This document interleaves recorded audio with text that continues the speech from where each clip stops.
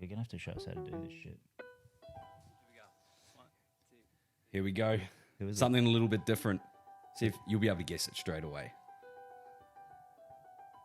Shout out to Younger on TikTok. We're gonna intro it a little bit differently today. Oh yeah, I already knew with the piano. Just give it a minute. Here we go.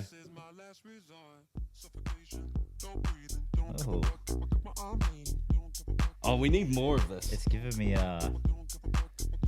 me fucking Elsie vibes, bro. Yeah, bro. PTSD to the fucking Manly game weekend. Oh fuck. Yuck, it's still making me feel sick. Bit of last resorts.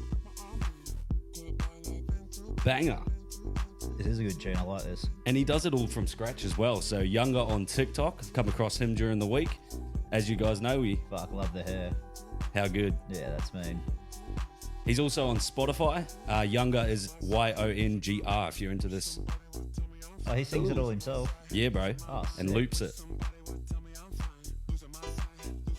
Ooh. Don't mind that. That's Elsie. Yeah, Now we're in Elsie. I just need to light up dance floor in here, bro. I hope we don't get copyrighted for this, but we did shout the bro out. And it's not on Spotify, this version, so it's also why I'm talking over the top of some of it. Yeah, kind But of keep it as original audio. We're lifting the mood. And we are a man down tonight, so we do need to start this pod with a bit of energy. We're coming off a shit multi-week, Oh, but shit weekend of footy in general. but a magical round. A magical round. I think all three of our teams lost. I think we did. Yeah, yeah. all three. All heartbreak as well. Oh, can't. All within 2 points. Bro. Or you I all didn't- one. Well, yeah. Titans were 2 and we were 2. Yeah, and Titans we'll talk about that when we get into it, because I'm pretty sure there'd be a few listeners wanting us to talk about that, but as well as, Penrith Warriors game. That was a sick game to watch, man. Bro, how's the... I got to give it to them, though. Fuck the Warriors fans, man. Like, they Lit up Caxton Street. They were out in force. And you know who was fucking there in the middle of the crowd with them all? Roasty? No, Mark Tukey. Should I know who that is? Fuck, bro. He used to play for the Warriors, man, with Ivan. Oh, Made yeah, one of the- Tukey. Made one of the greatest fucking steps of all time for a front rower.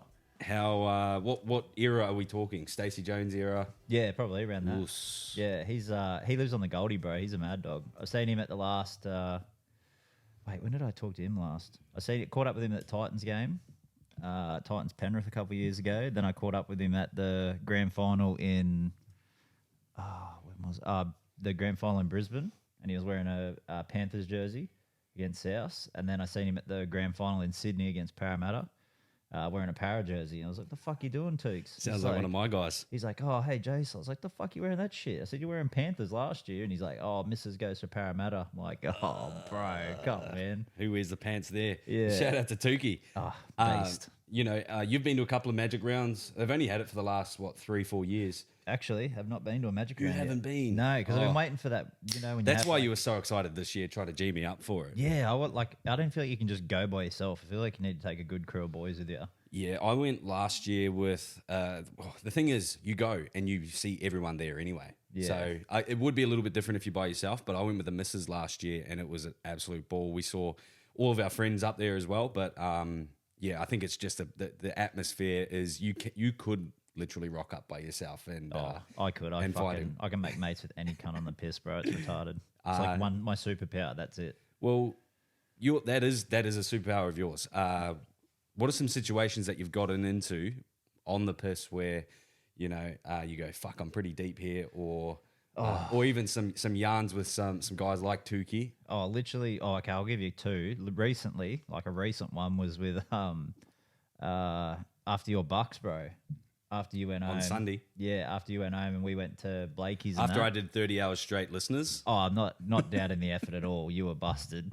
Like there was no way. We you were even going brought up out. the receipts from there as well. We've got footage of me. I got my eye half closed in the photo with yeah. you. Oh, bro. I don't even remember the other photo. But yeah, that I went out and then I swear Blake was like, "Oh, we'll be right back." But apparently he said we're going up to this place. I'm like, "Yeah, sweet." So I was talking to these Americans about like American sports and shit. And then I was like, fuck, where's Blake? I thought he said he was coming back. So I walked up all the bars at Burleigh. They weren't in any of them. So I just went to Of course, you found someone in Burleigh. Yeah, I went to Pink Monkeys, and that's where I seen The blind guy. man. Yeah, Schuster. Old Stevie Wonder. Ran into him, and then I ran into these two Welsh rugby players and hung out with them on the piss all night. And then they convinced me to go to Surfers, and I was like, oh, yeah, righto. So I went to Surfers with them, and then they paid for the cab, so I just got a cab from Surfers back home. What a combination. Did you have any... did they speak like with real thick Welsh accents? Oh, like I said, man, I was like, bro, you're gonna have to speak. Like, I don't know if it's because you're drunk or just your accent. And he's like, probably both. I'm like, fuck, yeah, all good, bro. Were the boys getting into their work? Oh, fuck yeah, they were fucking levels above me, and I was pretty fucking cut by that stage. You're just tagging along. Yeah, I play for Wales too. Yeah. Oh, but no, I did the old. Oh, nah, my middle name, my mum's maiden name is my middle name, and it's Welsh. Like, It's got you Welsh what? heritage. You what? And I was like, oh fuck, don't worry about it, bro. It's all good. But What was your other yarn? oh, a couple of celebrity ones I had. I ran into some of the guys from Jackass, so I went out by myself one night because my mate wanted to go home early. After Won't go to Magic round by yourself, but you go.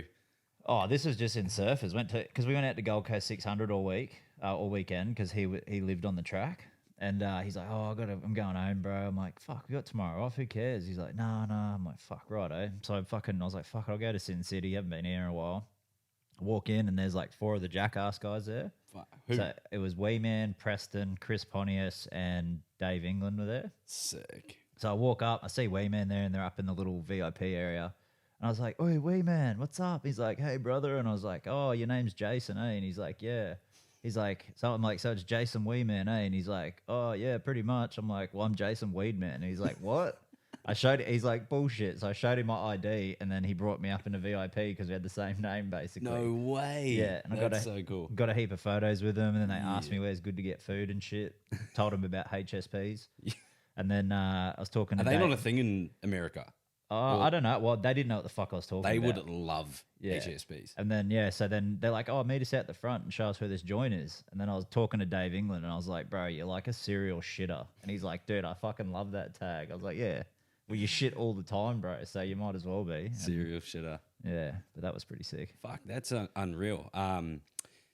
Yeah, out of those 4, who, if you had to rate 1 to 4, 1 being your favourite, it's got to be Wee Man. Just with the interaction that you had with him. Yeah, he was sick, but I think it was 2013 Australia Day. We went to Parkwood Tab, and Ben Margera's band was supposed to be playing there. What were they called? Fuckface Unstoppable. Yeah. And anyway, so we rocked up, and we were fucking there for like 3 hours. And like, I thought it was like PSY or whatever. Nah, CKY. CKY. That's his brother's band. Yeah, okay. Jess is the drummer for CKY, and he's like, "Oh, we're like, fuck this. I was supposed to do a skate demo, but it's been raining all weekend and blah blah blah. So, like, fuck this. Let's go." So we jumped in the cab and we went around the back way of Parkwood Tavern, and they were all fucking standing out the back smoking darts. And the 2 I seen was Bam and Brandon Novak. Yeah, so I fucking jump out. I'm like, "Nah, stop. Fuck the cab. We're staying." Anyway, Novak's like, "Oh, what's up, guys?" Got photos of everyone and done all that shit. And he's just like, "Man, I'd love some narcotics." And I was like, yeah, okay. I said, bro, I got a few pingers on me if you want those. He goes, nah, I want some coke. I'm like, fuck. I'm like, yeah, let me make a phone call. He goes, all good.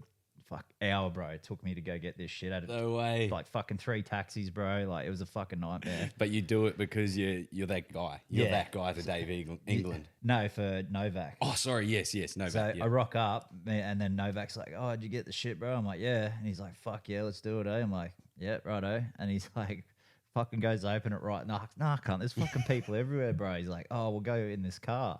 I'm like, okay. Jump in a Mini Cooper S, bro.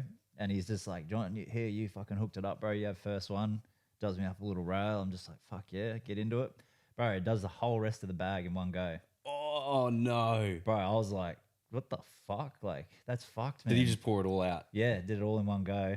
And then we're in the VIP area, like the backstage area. Did you see the moment he shifted? Oh, yeah, fucking oath, bro. You can see it in the photos, bro. And he's like, oh, fuck. He's like, yeah. He's like, you're mad, bro. Like, we love coming to Australia and shit. Like, it's been really fun, blah, blah, blah. Anyway, so they kicked everybody else out, and I managed to stay in there before the band went on stage. Me and Novak are just talking and shit. And then just as the band went to go out on stage, I fucking was in front of Novak and I went to walk out on stage with the band because I was fucking lit. So I was like, I don't care if they kick me out. I've already hung out with these guys. Fucking go to walk out on stage and then I turn around to see where Novak is. I swing my hand around, hit him straight in the cock, bro. He's got no pants on. Oh, He still has his boots on. He's got and a leather vest and his little fucking fedora hat and no pants, cunt. no Fucking way. And you fucking touched it. Straight on it, bro. Like back of the knuckles onto his cock. And then I was Like it was a magnet. yeah, bro. I was like, what the fuck? And he's like, don't worry about it, man. I'm like, no, these cunts. Fucking security guard grabs me, grabs him. He's like, you got to put fucking pants on, cunt. And he's like, who the fuck are you? I'm like, I'm with the band. He goes, no, you're fucking not. Oh. Fuck. I was like, shit. On the drummer. Yeah, and then I was like, oh, this is so fucked. So I was anyway, we'll like hang out and have another drink. Anyway, Novak comes out, bro, and he's literally got electrical tape wrapped around his waist and literally individually wrapped around his cock, bro. I'm like, he's gonna have the worst time pulling that shit off. Like, what? Yeah, it was fucking. It's fucking wild. I did not think that question would go down that. Oh, route. and then like I got photos with Bam and stuff, and I was like, he said something. He's like, oh, bite my face, cunt. I was like, what? And then he just fucking bites my cheek, bro. And I got a photo of him fucking biting into my face, cunt. Did you mark it a mark the next day? Oh no, like it did for a little bit that night, but it was gone by the morning. But Fuck. and then I got a photo with their drummer's ass, bro, and it had "fuckface unstoppable" tattooed on it. And he got it done at the. I can't wait to see all these photos. I'll find them. But yeah, unreal. It was a fucking good night though. Elephant in the room. The elephant isn't in the room. No, I shouldn't say that. That's fucking. Hey, he's been dropping kegs though. Yes, so big shout out to the bro because he's on a weight loss journey. he is. Well, he is now. We've just vocalized it for him on the pod. Yeah. But he dropped 2 kilos last week under some guidance. So I'm looking forward to catching up with him. But 3 words: bodies by Ben. We're gonna make it a thing. And Brad is going to be my walking billboard.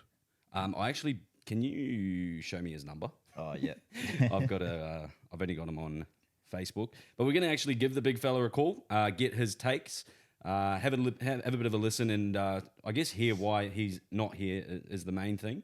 But it has something to do with having 14 children. 07. it's in the Tweed area. All right, here we go. He's probably not even going to know it's me. Yeah, actually, because you won't have your number probably. That's cool.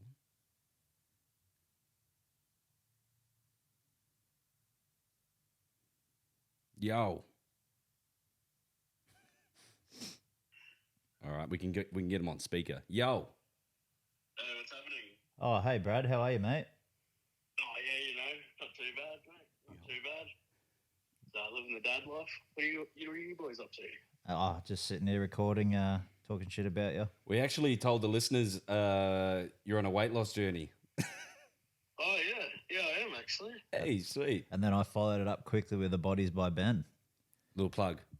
Oh yes. It's that's what gave it the nudge that it needed, eh? yeah. If it wasn't for that, you wouldn't have even given a shit, eh? Nah, not at all, bro. This is all to plug Bodies by Ben. Yeah, nice. B-Rad, how's it going down in your household, mate? Why? What's going on tonight? We haven't told the listeners anything else other than you're trying to lose weight. Yeah, well, mate, just stuck on the treadmill. Nah, just kidding. It's the young one's birthday. 4 years old, young Kobe Lee, my youngest daughter. The most sweetest and scary person I've ever met. Is she standing beside you, behind you? Yeah. Just standing there crunching her knuckles. Yeah. She walked out right before I said scary. Yeah. Yeah. No, yeah, it's her birthday, so I'm taking the night off, boys. Just to give the young one a bit of family time. Yeah, good man, good man. Old dad works a bit too much, Doesn't get a break, this bloke. But let's we are going to go on to the NRL in a little bit sooner. But I want to hear because we've only got you for a short time. Let's hear about your take on the Titans game. Is this a setup or? No, generally, I don't know what you've been saying. The Titans game. Well, Very vocal on Facebook, by the way. Where do I start? Oh, you saw that, did you? Yeah. Where do I start? Mate, the boys, obviously they've put in possibly the biggest effort that they have all year, I think, considering how many players they had missing and whatnot. And young David Armstrong on the opposite team just fucking absolutely ripping and tearing. Got a triple. What the fuck? Your boy Dylan Lucas carving didn't help. Oh, mate. Carving but didn't score for me. So my chips went to shit. That was nice. He still had a red hot game.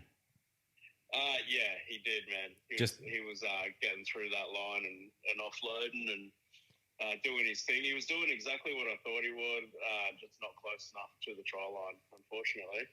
Weak For my dog, eh? chips. We just want to see I know, show right? and go. Yeah.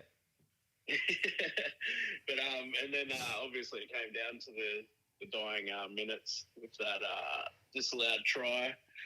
What was your opinion on that one, Brad? My opinion, mate. We all know my fucking opinion. Yeah. Pardon?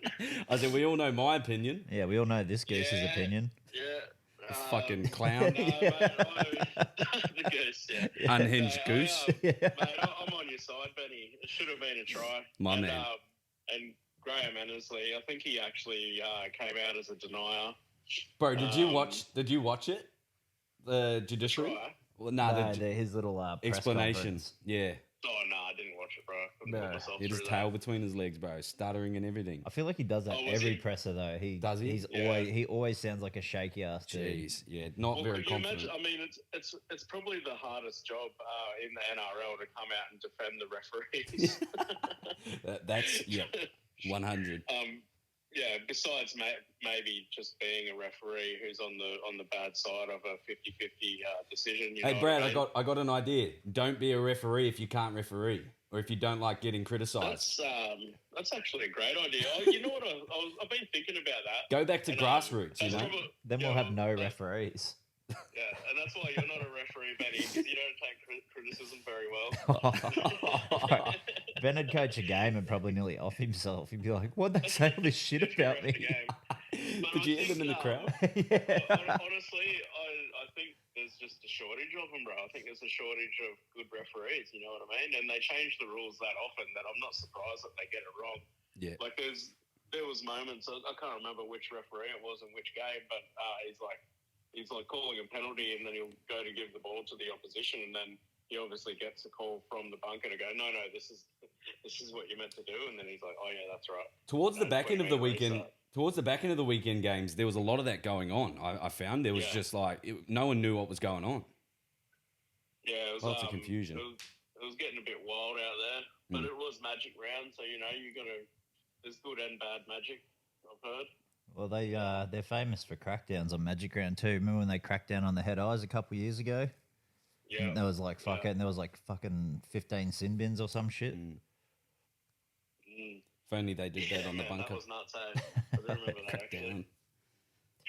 Yeah, the bunker will never But be yeah, cracked down. my opinion is should have been a try. Obviously, have been quite vocal. I was saying it was an illegal rake.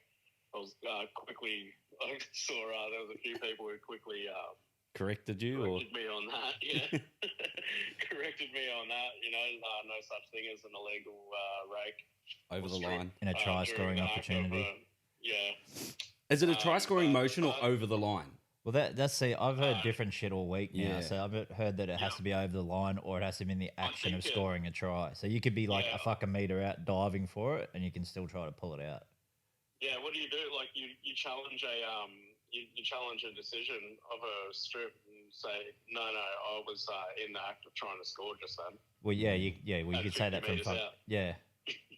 I was, Have you seen my reach, bro? I could fucking get that Yeah. from you. Or you say, I've been trying to score all game, ref. What the fuck are you talking about? Oh shit, my bad. 8-point penalty try. Yeah, exactly.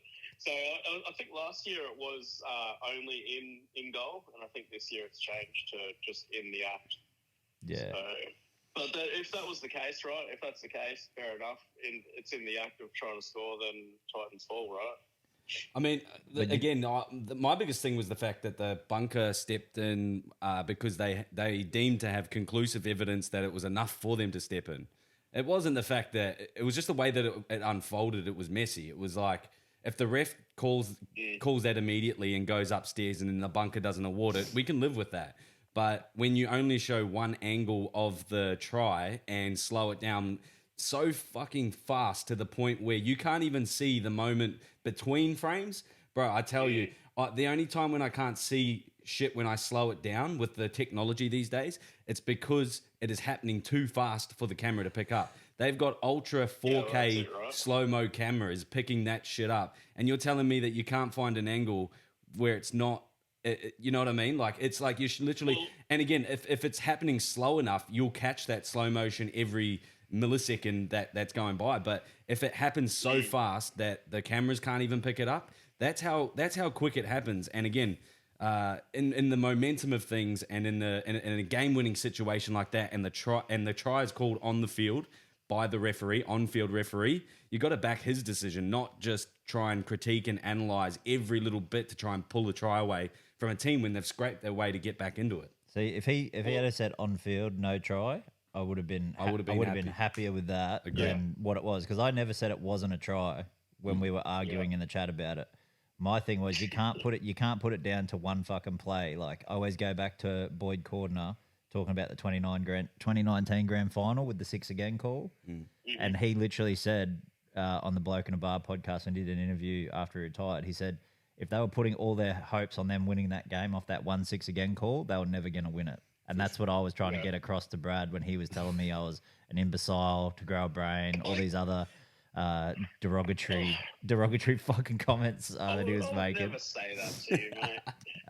But you know what also didn't help the Titans was not scoring a point from the 36th minute onwards. So Which was pretty nuts. And also their backs are already against the wall with having how many players they've got out. And again, they've done a solid effort to stay in the game, to claw their way back in.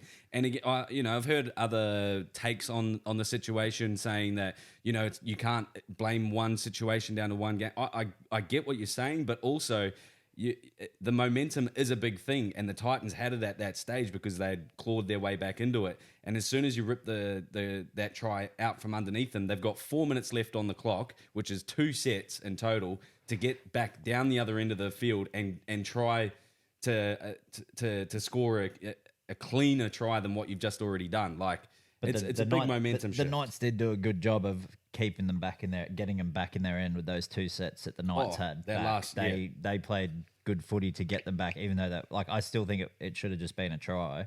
But for what they had, like, the Titans will take more out of that game than the Knights will winning it. Yeah, for sure. But what I've been thinking, and I actually said this to Maddie, who's also a diehard Titans supporter. Us Titans supporters, we really stick together in moments like this, and when you get robbed. And don't fucking throw out the robbed call, can't fuck me dead. What I said to Maddie, and I've replayed what I've said inside my head a few times, and I think I'm right here. If you played, let's say you took every tackle down to that super, super slow-mo, no team would ever get through a set of 6 without a knock-off. Well, there's bobbles everywhere, you know what I mean? Do you know who loves that fucking blow-up too about taking it back to super slow-mo instead of playing shit in real time? Who? Joey Johns, bro. Absolutely fucking despises it, whether it's like forward passes, bobbles in fucking like if you make contact and you get a bobble, but then they still get down, play the ball, that sort of shit. Yeah. It's like, would the referee watch that before the bunker? Would he watch that in fucking slow-mo? No, he'd watch it in real time to see if it was a... Yeah. Like, it's like and like even the technology's not even that fucking good. The NRL has that much money and they still can't manage to get a fucking clear frame by frame for it. Exactly, bro. Especially Magic Round, they pull out all the stops. You know what I mean? They've got every little bit of fucking fancy technology that they could possibly have out there. They've got probably 40 fucking cameras on the ball. Yeah, and they still can't get a clear angle of shit. Yeah, no, it's definitely a fuck around though. But yeah. So I'm not just to clear the air. I didn't say it wasn't a try. I just said like the Titans. That's not the reason they obviously they lost because if they scored it they would have won. But like they could have fucking scored points in the second half. But but that that comes down to the grind as well. That's the rest of the game. But for them to grind like they've been doing is I think there's more positives in the losses they've taken the last 6 weeks Yeah. than there is I think negatives. the problem with the Titans in the past is that they had no identity, and I feel like with Des, he's always had an identity with his teams, right? Which is defense first and true grit and determination, bit of heart and fucking grubbiness will get you through to the end of the game. And that's the sort he's bringing that true Des mentality into the team, and you can really see it, especially in the last sort of 3 or 4 weeks. Well, just imagine really- imagine if I'm really Tino like was that. there, and he's always been a gritty big dog player. So imagine if he was Yeah. there in that squad right now doing this shit. It'd be insane. Yeah, and the biggest takeaway I think from that game is the fact that we didn't have our 5'8", our halfback, our fullback, or our second choice fullback. There was a lot in that. That's all I was going to quickly run over you, bro. So, just to rub it in a little bit, the injury ward for the Gold Coast Titans. Let me sort of remind you what you're looking at. So, Jaden Campbell has done his knee, and it's still to be confirmed. It could be any day at this stage. So I think he's probably the first one out of all of them. Then you got Kieran Foran, the general. He's done his hammy. Will be potentially back this round. So that would be 2 big inclusions if you can try and squeeze him in, find a jersey. He got squeezed into the extras. There you So go. He might come back for sure. Well, we know from the last couple of weeks, Des loves a little whirlpool of the team list, doesn't he? Yeah, Just I'll tell you sneaking what, dudes though, in. Anybody who knows Des is doing that shit was not fooled by the fact that Tommy Weaver played on the weekend. Yeah. And by the way, I'm so glad got a chance. Yep. And absolutely killed it. Yep. So- Undersized, but man, he's like David versus Goliath type shit. Like he's nothing but mullet and heart. In the past, he has been a little bit of a speed bump, but I think he might have got a bit of a fucking rev up before the game. Said if you miss a tackle, bud, you're fucking not playing again. Well, Sort of shit. what is the rumors that he did his hand or his It was his wrist, yeah. wrist? Yeah. So But he played through, yeah. yeah, so solid effort, and like you said, the fact that he finally gets another shot, and they're not. I guess he is a step in for Tanner if Tanner's not there.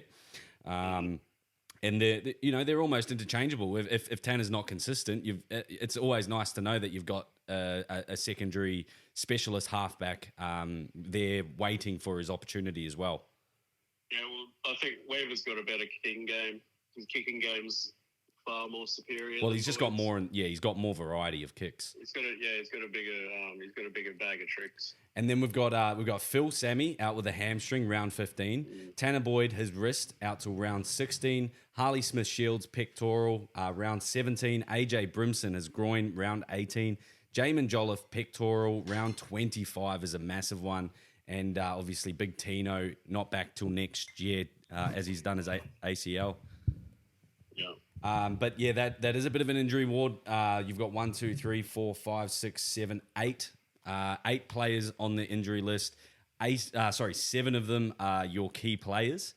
But Crazy. like I said, it was good to see them pull through on the weekend and show a bit of mana, show a bit of heart, and actually hang in there with a team like the Knights who can really just turn it on at any stage. We're on a roll, bro. That's 4 in a row now. Yep. This weekend though, the Broncos. That's going to be a big ask. It's going to be a big test, bro. Everyone's horny for a Maroons jersey. Is that here or Suncorp? Yeah. Where is that, Brad? Suncorp. Yeah.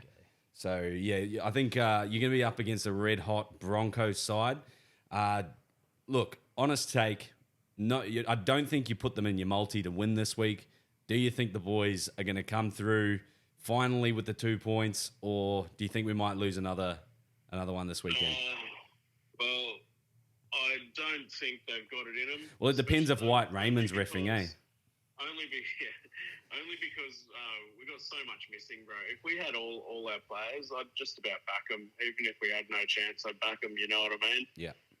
I'd back them in at least with to cover the line, whatever that might be. Probably 15 points. Well, Des is back there. It's telling all the boys that we've got our backs against the walls here, chip on our shoulder. Yeah. Speaking of the You'll be Titans giving it to though, 'em. and their newfound grit, Brad, do you think what they've been displaying the last couple of weeks helped with one of the greatest backflips all time? Yeah, 100%. I actually Do you think he actually believes what Des is spitting at the moment? Yeah, I think he went into that game before he gave the backflip because he signed, then he played, then he backflipped. I'm pretty sure. Is that how it went? I don't even know if he actually signed. Signed, I think it was like a verbal. So I think he went into that game thinking, you know what, if we have a fucking red hot crack here, and the team is playing like they should together, and Des is putting a bit of heart into the boys, then he'll hang around. There was obviously, I think there was a lot to do with Shaylee, his missus, who plays for the Titans as well. I don't think that was going to get over the line to get her down to the Roosters as well. Happy wife, happy life, eh? Pardon? Happy wife, happy life. Yeah, exactly. And we just seen what happens down at the Roosters, hey, with their live stream. Holy. Lucky you didn't see Fifi's head pop out. I think Molly's getting in a bit of strife over that, eh? Yeah. Roosters are complaining. It wasn't for posting the video. It was because of what he said when the caption on the video. And I think they're trying to get him for defamatory. That's bullshit. Defamation. Sue your fucking players for doing lines, bruv. Yeah, well, I mean, there were no lines on the bloody... On the stream, it was... yeah. Or does that all hearsay? No, you watch the video. Bro, are you dumb? Yeah, it's It's implied. Do you really think that we are that dumb? And again, do you really think that... I know there's... Yeah, that's what I'm saying, bro. I'm like, even with this whole no try thing that's happened on the weekend, it's just like the NRL will come out and say whatever the fuck they have to defend players and all those sorts of things.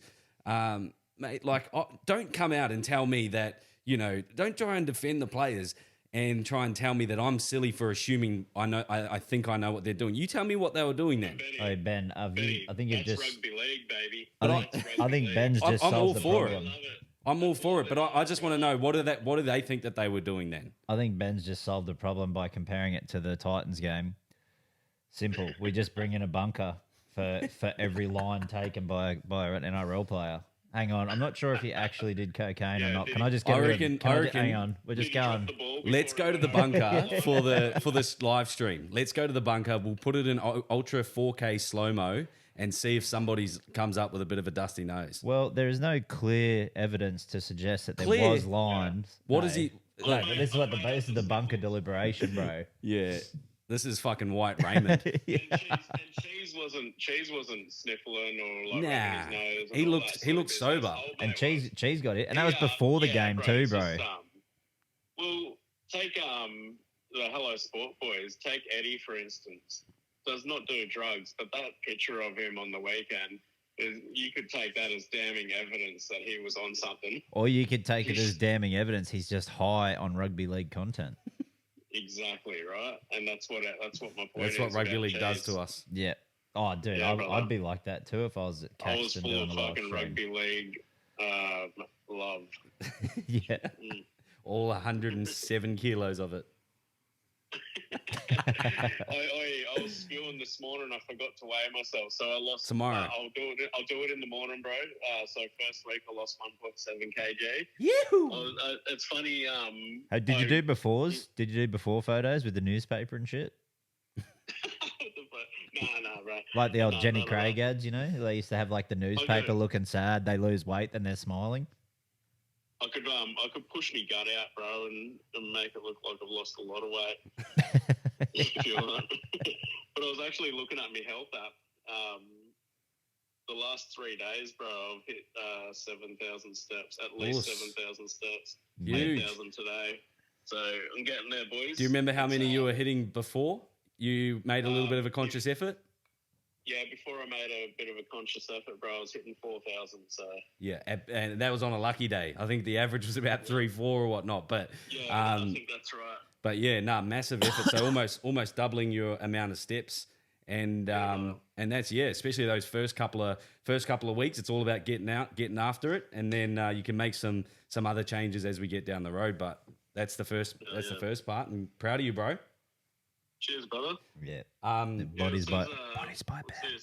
Average steps per day in 2023 was 4,800. Oh, Oh yeah, that's no. Sorry, yeah, I underthrew you there. we're So, we're yeah. getting you up, bro. No, we're that's getting you all up. right, mate. Yeah. All right, we're gonna keep the show rolling, bro. We got a fair bit to cover, but we will definitely see you next week, right? We Hell on for yeah, next bro. week? All right. You don't have any more kids' hold on. birthdays? Any kids' birthdays? No, I don't think so. Check Yeah, your should check be your right. Rolodex.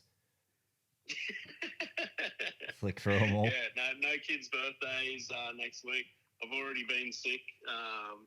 If the Titans get kicked out of the NRL, I might not make it. That's the only thing that would be stopping me, I think. Might even be Origin next week. Nah, 2 weeks. first weekend of June. Okay, cool. So we First can have a bit of Wednesday a, June, sorry. a Next preview. week we'll have the team.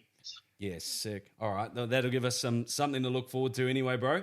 Yeah, you get on with Kobelei's birthday. Wish her a happy 4th birthday from your mates.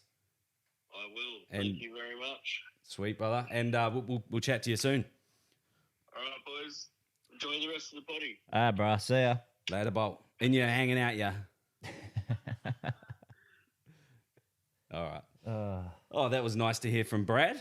Tell you what also is nice, not having him on the couch. Just I don't know what to do with this space, bro. I keep crossing my legs up. Like Yeah. you were just doing the same cross, bro. I know.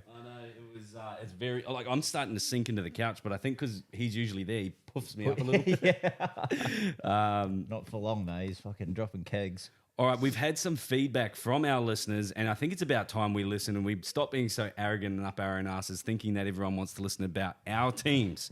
So, one thing that we're going to do a little bit differently, we're just going to go back and recap a couple of the game, or every game, but just What, recap recap Magic Round? pretty much, bruv. Nice. So we had the Raiders take the Bulldogs on. The Raiders got up 24-20.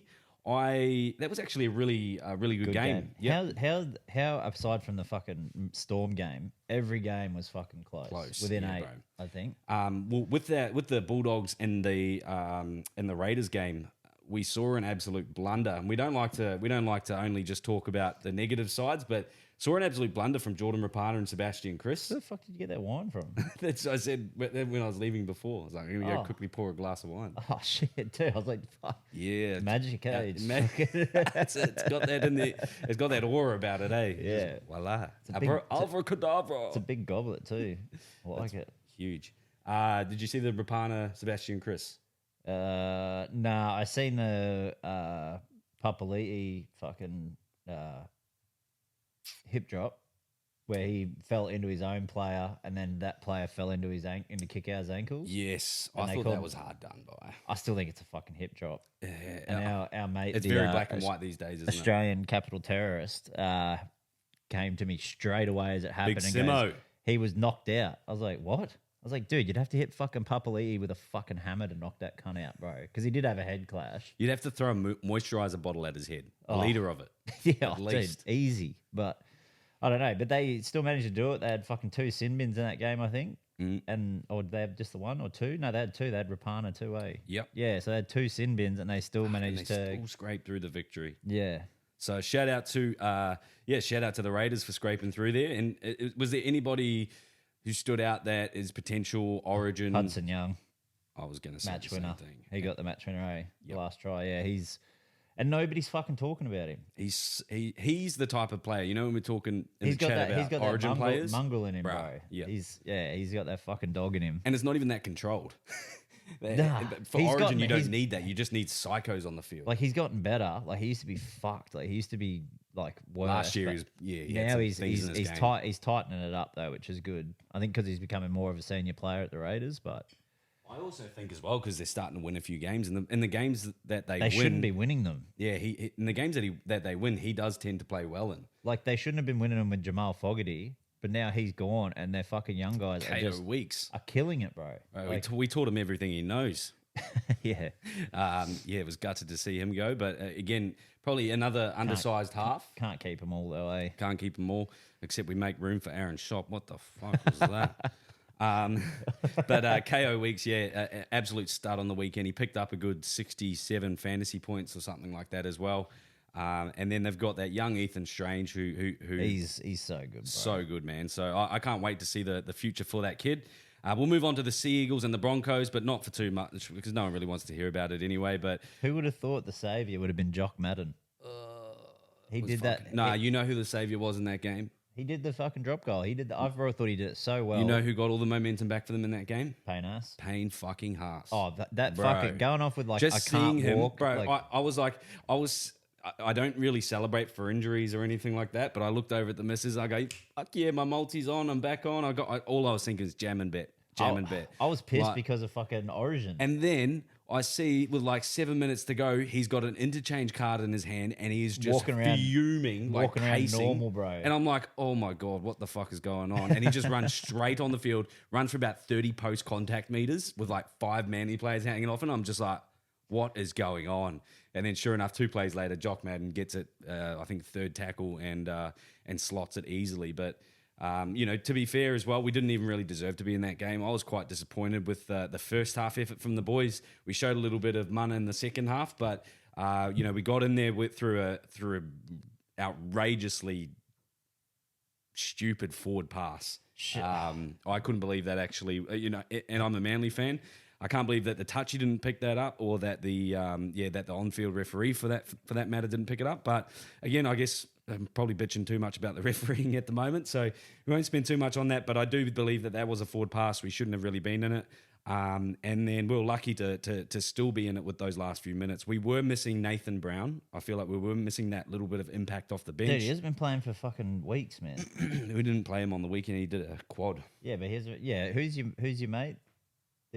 Shout out to Paddy G. Paddy G, bro. I accidentally clicked on the DM. Accidentally, And I seen it. you were getting jealous, bro. No, I seen it pop up, and he goes, "We were the better team for most of that game," and I'm like, bro, Stay out of my chats, G. I get like own team bias, but bro, you can't fucking say that with like confidence. We're 2 of the best content creators out there. We're teaming up. We're coming for everyone's fucking head. Bro, he fucking can't be serious. I was like, fucking, what fucking game did this cunt watch?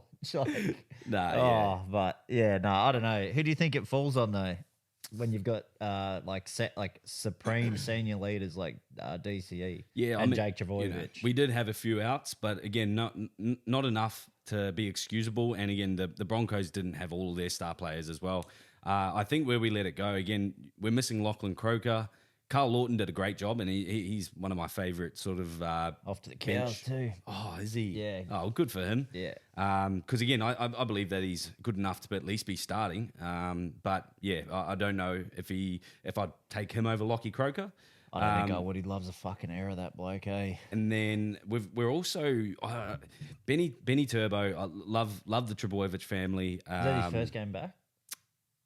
He's been in and out with a couple of like little niggly. Didn't he have a calf or something? But that's why he was out. Again, he's probably just not as consistent as the other 2 brothers. It's very hard shoes to fill as well when you're comparing. But he's like the mix brothers. of both of them though. So he is a hybrid version. So and you don't want to see another team come along and like the Doggies or something and snake him up and then we've lost another great. I can't see him because he's definitely got the potential to be there. But I think we are missing a gun sort of second row edge player as well. But yeah, again, we can't keep them all. And then I was super disappointed with the Aaron Shop signing, to be honest, too. When I saw that, I was just like, why? But anyway, moving on to the Titans and the Knights. Obviously, we spoke about a fair bit of that with Brad, but the Knights beat the Titans 28 points to 4. It was a close game. The Titans got off to a red-hot start. I thought they were going to run away with it. We got to see Keanu Kinney score his very first NRL try. Didn't mind what he was doing. He was looked pretty good, to be honest. Right. And what about when he was running? He just looked like he was gliding across the ground. Like his feet weren't even touching the ground. And you see him running away, and you can see Greg Marzu and Tyson Frizzell. They're just no way. And it just reminded me of like when you pull a bus, prank, like a bus trying to catch a sports car, bro. When you pull a prank on your brother when you're younger or whatever, or your dad or something like that, and that it's going to set them off and they're going to chase straight for you. Yeah, that's just what it reminded me of. Yeah, and they had no chance catching the little brother. He was absolutely gone. But it was great to see the Titans play well. I think they instilled a little bit of belief in the young squad that they presented on the weekend. And again, the Knights just go to show that they are a premier, a top 8 team. Even without Ponga, bro, which is huge. I don't know. They just look. Well, David Armstrong, dude. They look very it's gonna be hard to get him out of the side. Like they're gonna have to find space for both them blokes. I think. Do you like him at 6? Oh no. Oh well, fucking what's his name? Or would you play Ponga at 6? Well, who'd they have? Cogger and Hastings. They Eh? had 'Cause- Gamble- No, no, okay. Gamble's out. Gamble's done a list. Isn't break. Cogger playing for No, Cogger plays for Knights. He got not the Broncos? no. He was playing for Penrith Oh, last that's year. Jock Madden. Fuck. Yeah, but fuck, I don't know. The Knights are just doing that gritty, like old school Knights footy, bro. And I'm here for it. Yeah, As and long as it's not against my team. on paper as well, I was looking at their side. They've got a lot of size. There's not many Oh. dudes on their team where you go, oh, he's a bit of a small bloke or Got whatever. the Saifidi, he's got Tyson Frizzell, Marzu Marzu. and Dom Young. Oh no, Oh, sorry, Dom Young's gone. Fuck, yeah. my bad. They had some. No, they got that other Tuala. He's the other winger, that little speedy bloke with Yeah. the nice hair. Yeah. So yeah, again, there might be one or two smaller blokes in their team. Again, you got like the Sharks pack, which is pretty big, but then you got Cam McInnes in there, which sort of throws it down that little bit more in terms of just the height. And in terms of the height, the Dolphins pack, you got Max Plath. Ruben Cotter at the Cowboys. So you got all these smaller players in there, but the Knights, I didn't notice them. Need them dogs, bro. You do need them. They definitely have their role. But we'll move on from the Titans game because we'll probably open up some wounds for Brad when he listens back on it. But we saw the Sharks beat the Roosters in a high-scoring game, 38 points to 30. Bro, the Chooks beat them in every fucking stat except for the scoreboard. Like less missed tackles, more run meters, more post contact, more everything. It feels like it's that type of season for the Roosters, doesn't it? Like I didn't even think it's that. I think did they beat them on the missed tackle? I think the Roosters are just like on fire, but the Sharks were just better. They were just they're fucking red hot. Like as much like Aiden will be jerking off hard to this. The Black Hobbit, for those listening at home, he'll be jerking off hard to hearing me say that the Sharks are going good, and they're actually gone after we lost our game to the Warriors. They went into $2.20 favourites for minor premiers. Shit. So I think they're missing a fullback. That's my. like Will my Kennedy, dude. I reckon he's been fucking great. I rate him. I like what he's been doing. I guess if they're not making too much noise at the back there, being superstars, and you still need that. He kind of reminds me of like an early Dylan Edwards, where I he's was just just about to make the comparison of Edwards. getting through his fucking work before anybody realizes, holy shit, this dude's making a fuckload of meters. He's making the right plays, but sometimes he does have dumb fucking errors though. Yeah, and he doesn't have size on his side, whereas Dill Edwards, he's especially beefing these up. last 2 years, bro. He's just built into this Yeah. fucking. But you know beast, what makes it even fucking worse? They're playing this well now. Imagine what they're going to be like when they got AFB. Next year. Well, big standout for me was big Tommy Hazelton, or Todd Hazelton, sorry. The big hazelnut. The big hazelnut, only 25 years old. That blows my mind. He looks like he could be my dad. Like It's the bald head, definitely. He gives me like Marco Mealy vibes, bro. Craig Fitzgibbon. He's literally Craig's molding him, bro. He's like, you gotta shave that fucking head, bro. If you wanna, I'll give you a starting jersey if Yeah. you fucking. that number 8's yours. You gotta fucking shave that head, but Bro, but I posted his try on our TikTok, and there were a lot of comments asking for Todd Hazelton to be named in the Origin Tom squad. Hazelton. Is it Tom? yeah, you said Todd. It's Tom. I thought it was Todd. Not fact checking though. I'm just going to go team lists. You're right. Yeah, it's Thomas. We're both wrong. Thomas. Oh, fucking hell. Technically. Technicalities come. But yeah, Tom Hazelton. I think that he's mate. Even when he came on the back end of last year and was making, because he's such a presence. He's and a try scoring machine at the moment, dude. Yeah. Like, And the reason why he's scoring tries as well is because he's such a big body. He moves well. that crash over play, bro. Fuck, he just nails it, eh? There's not going to be many people that can stop him unless you got, Payne Haas is going to be on the Blues side. So, you think about those big front rowers that can actually take him on. There's only a handful of them in the game. And, you're going to have to double team him or do a little, do a little bit more when it comes to a big game like that. But I would love to see him in a Blues jersey. You've also got the potential to really, bleed him through the Blues system. And the fact that he's only 25 years age, he's got... It still boggles my mind. It still boggles my mind, eh? It's definitely the bald head for me. But Love because it. if you look at his face, he doesn't necessarily have the face of Doesn't scream 25. a 35-year-old, but he looks like he's almost 40. Yeah, it's weird. And the old school head tape, Yeah, just does it. There's icing on the cake, it's probably the head tape. and it makes the bald stand out even more. Like, imagine seeing him at a game with head tape, then you go and like see him out at a club or something after a game, and he like literally looks like a 25-year-old. It's just because the head tape's not there. Like you know the old fucking thing where they say, oh, the camera adds 10 pounds. It's like the head tape adds 12 years. You know how Dana White was doing the 100,000 likes and I'll oil me up. Oh yeah, We should get Tom Hazelton to do 100,000 likes and he'll rub oil on his on his body before the game. Just lube his head up, bro. I don't want to see body. I want to see that head oiled. Oh, like just like a bucket, Just bucket of baby just oil. drizzle some olive on it and just fucking rub it in. Yeah. Look like a big giant. Get some coconut oil, get some sun on it, boy. Yeah. Bronze that shit up. I'll do it on a hot Sunday afternoon game. Oh, imagine that fucking 4 o'clock game at Shark Park Sunday Arvo. And he comes and then he takes his head tape off the next day. Oh, tan or line. afterwards, and there's just a solid tan line there. I'd be love there to for see it. that. I'm there for it. We did see the Rabbitohs take on the Cowboys on Saturday night, and it was actually a closer game than I guess we thought. But the Terrible Cowboys, game of fucking football though. the Fuck Cowboys me. have lost a few on the trot, and obviously the Bunnies are struggling.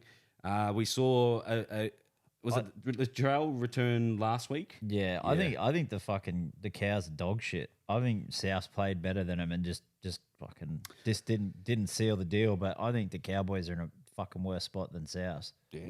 Yeah, they suck, man. They That's a fucking pretty hot take, bro. mate. They fucking suck. They are fucking terrible. It's like with the roster they've got like they've got a veteran half, a young gun half who's going to probably play Origin. They got fucking one of the best centers in the world at a time, fucking Val Holmes. They've got Ruben Scotty Cotter. Drinkwater, Ruben Cotter. They've got Jason Tamalolo, Reece Robson, like all these Origin and international stars, and they're playing like an absolute busted ass, bro. Like they should be way better than what they are. Like they've got Where do you think that they're going wrong? Oh, fuck, I fucking couldn't tell put you. it- I couldn't couldn't put it. fucking tell you. They're just I don't know. They did like after they had their hype year when they were in like the top 4 and that. They just haven't fired a shot the last 2 years. Like they didn't make 8 last year, and they're probably not going to make it this year. I don't know if it's Todd Payton or if he's training too hard or not enough. I don't know. They just or if he's his rotations off the bench, but Yeah, well, I don't know. He had a unique coaching style when he first come in, and he did really well off the bat. He had all the boys buy in, and the thing is, his team hasn't changed too much either. Well, he's only really haven't, brought like- in players. I don't think they've really lost anyone. Like Not anyone was it big. Probably Luciano Leilua. Was he the one Yeah. Was he the one who left? Went to St George, but he was fucking in and out anyway with all that shit he had going off field anyway. So it's like, but yeah, fuck, I don't know. Fuck the Cowboys. All right, that's all you're getting from the Cowboys. Yeah, and sorry, Cowboys that game. fans, Yeah, but yeah. fuck. Call up with your take on Jason's take, I think. And Souths are just they're just waiting for Daddy Wayne to get back now. which Yeah, I is think they've put a line for him. 100% this year. But yeah, Daddy Wayne, you watch him, they'll probably fucking finish fucking top 2 next year with the exact same team. Yeah. And then on Sunday afternoon, we had a nail biter of a match between the Warriors and the Panthers. The atmosphere at Magic Round, surely that had to get the boys over the line. But as well as young Tane Tippin, I'm going to have to quickly... Tuapiki. Tuapiki. Old Tane Tuapiki. Not only does he score the Match match drawing try to bring the scores level, Kicks it. ices it. I wouldn't say ice, actually. He kicks it and just scrapes it in to get the Warriors in When front. he fucking hit the pole, that's right. That's right. And he literally just chipped the pole. Still about 4 minutes to go in the game. And what about the call? I want to hear it from you, mate. Obviously, we all know Jace, very biased towards the Panthers. Mate, was it a knock? What was the call? There was a lot going on at the time. I was trying to video the spew, so I was grinding it back and forth. But what happened there? Oh, so no. When Dill Edwards- Jack Cole got hit. Yep. So it went backwards. That's what, because that was my first thing. I was like, I screamed shit at the game. when Bro, it's you're going to happening. have so many Warriors fans going backwards. But no, well, when he gets hit, it fucking goes over his shoulder. So the Panthers player goes to pick it up. Warriors players are screaming that it's a knock on. They go, and the ref hasn't blown the whistle, so they didn't play to the whistle. They go to fucking drag the ball out of whoever picked it up out the back, and it's a legal strip. An illegal So he was strip. calling play on the ref after Jack Cole got smoked like that. And it went backwards. Yeah, that's what it was. So that's what they called. That's what they called it, and then they got done for an illegal strip for fucking pulling the ball out of the hands of the Panthers post the when he's call already there. on the ground. Okay. So it was a legal strip, and that's why we got the ball back. And then Went I was backwards, bro. I was no, like, dude, no, we had come on. I was like, we had fucking 2 minutes, dude. Like, and we had momentum. Why wouldn't you go for the fucking try yeah. instead of taking like Dill Edwards can kick far, but like fuck me, 40. He's not your first choice kicker to start with. Well, right? it's Cleary. Yeah. It's Cleary then him now because And we you lost think if we lost Cleary was Critter. there, yeah. Cleary would have fucking shit that in with his left foot, bro. Mate, I watch a lot of footy, and I would say that call gets made a drop ball 80% of the time. Like even if it does go over your shoulder, it's a big outstanding tackle, and it wasn't illegal from Pompey or anything like that. It wasn't. No, it's just a good solid hit. It was a good timing. It was a Plus, fucking- it was it a was a hospital fucking ball. hot- yeah. It was a hospital from whoever the fuck threw it to him, and he was just trying his best to regather it. But yeah, I don't think that. Like I said, here I am already fucking going back in on the refs every fucking game.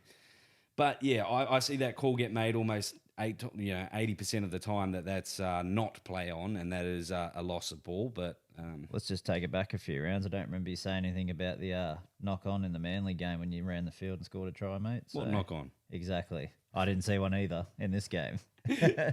But I don't know.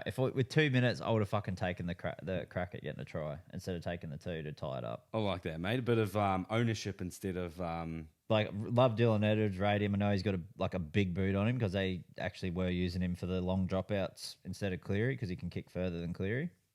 He was doing that, but I think it was just the aim, not for me when he's doing that. So, but yeah, good on the Warriors. They just wanted it more. The Warriors fans being there, but just know this: you've played your fucking grand final, so enjoy it. and they did it with a lot of outs. Dude, fucking obviously you guys are out as well, but Wade Egan going out fucking early on, first fucking Torhu Harris was out, Sean Johnson, broken finger. Fucking, Roger Tuivasa-Sheck.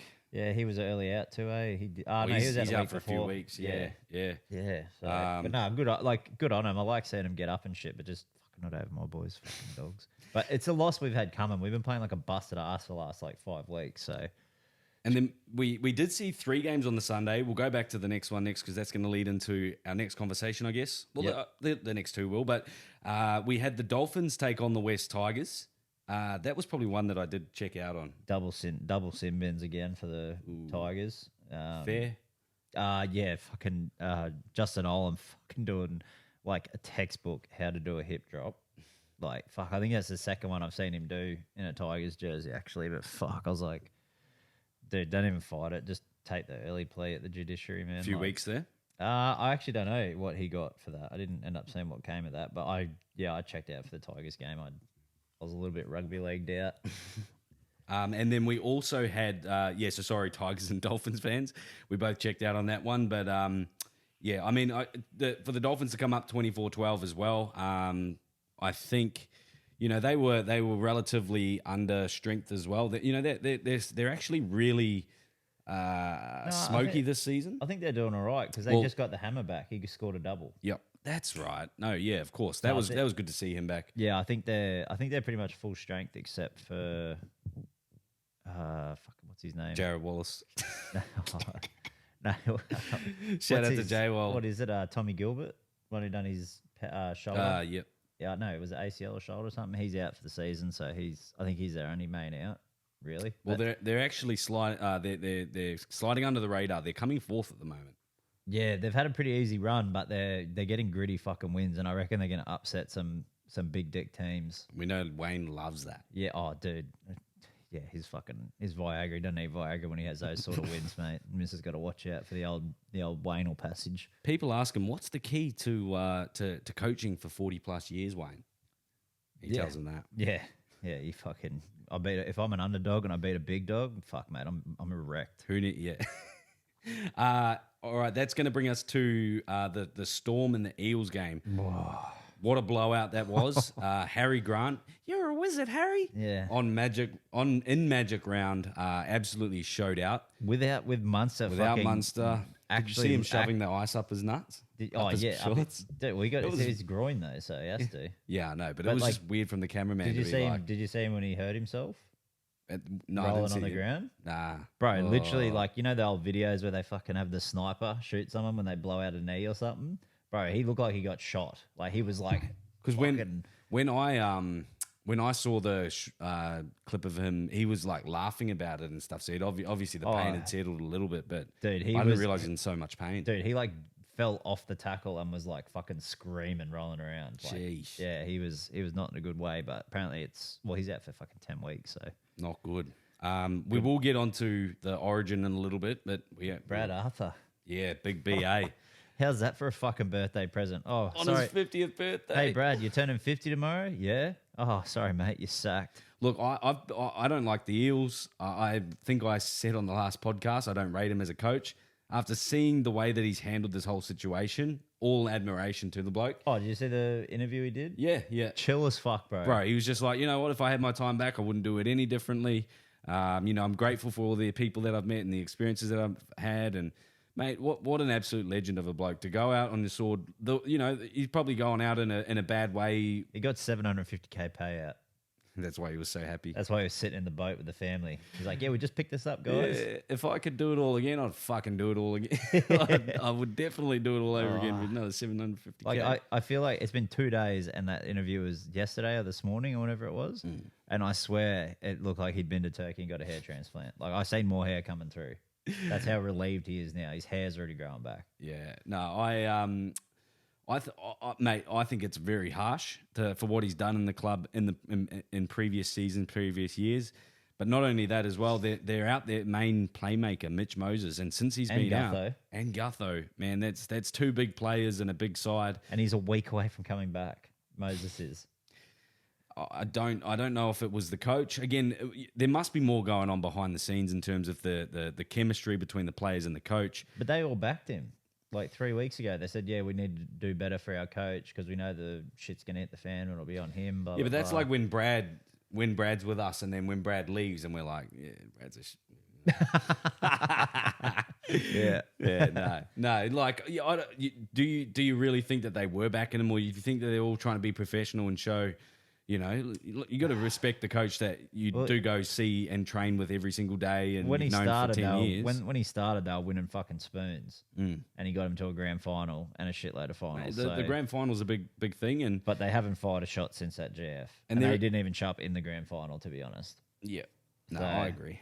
But mate, is it ever up to the coach or is it up to the players on the field? Yeah, You could be the best coach in the world, but if you've got a third grade bloody D League side, if Wayne Bennett's got the Ipswich Reggie's side Ipswich Jets. against the fucking Brisbane Broncos, how is he supposed to, there's not going to be a competition. So the players on the field have got a big thing to do with it, Big whether or not they weren't responsibility. gelling with Brad Arthur or not. But I just feel like that was pretty messy.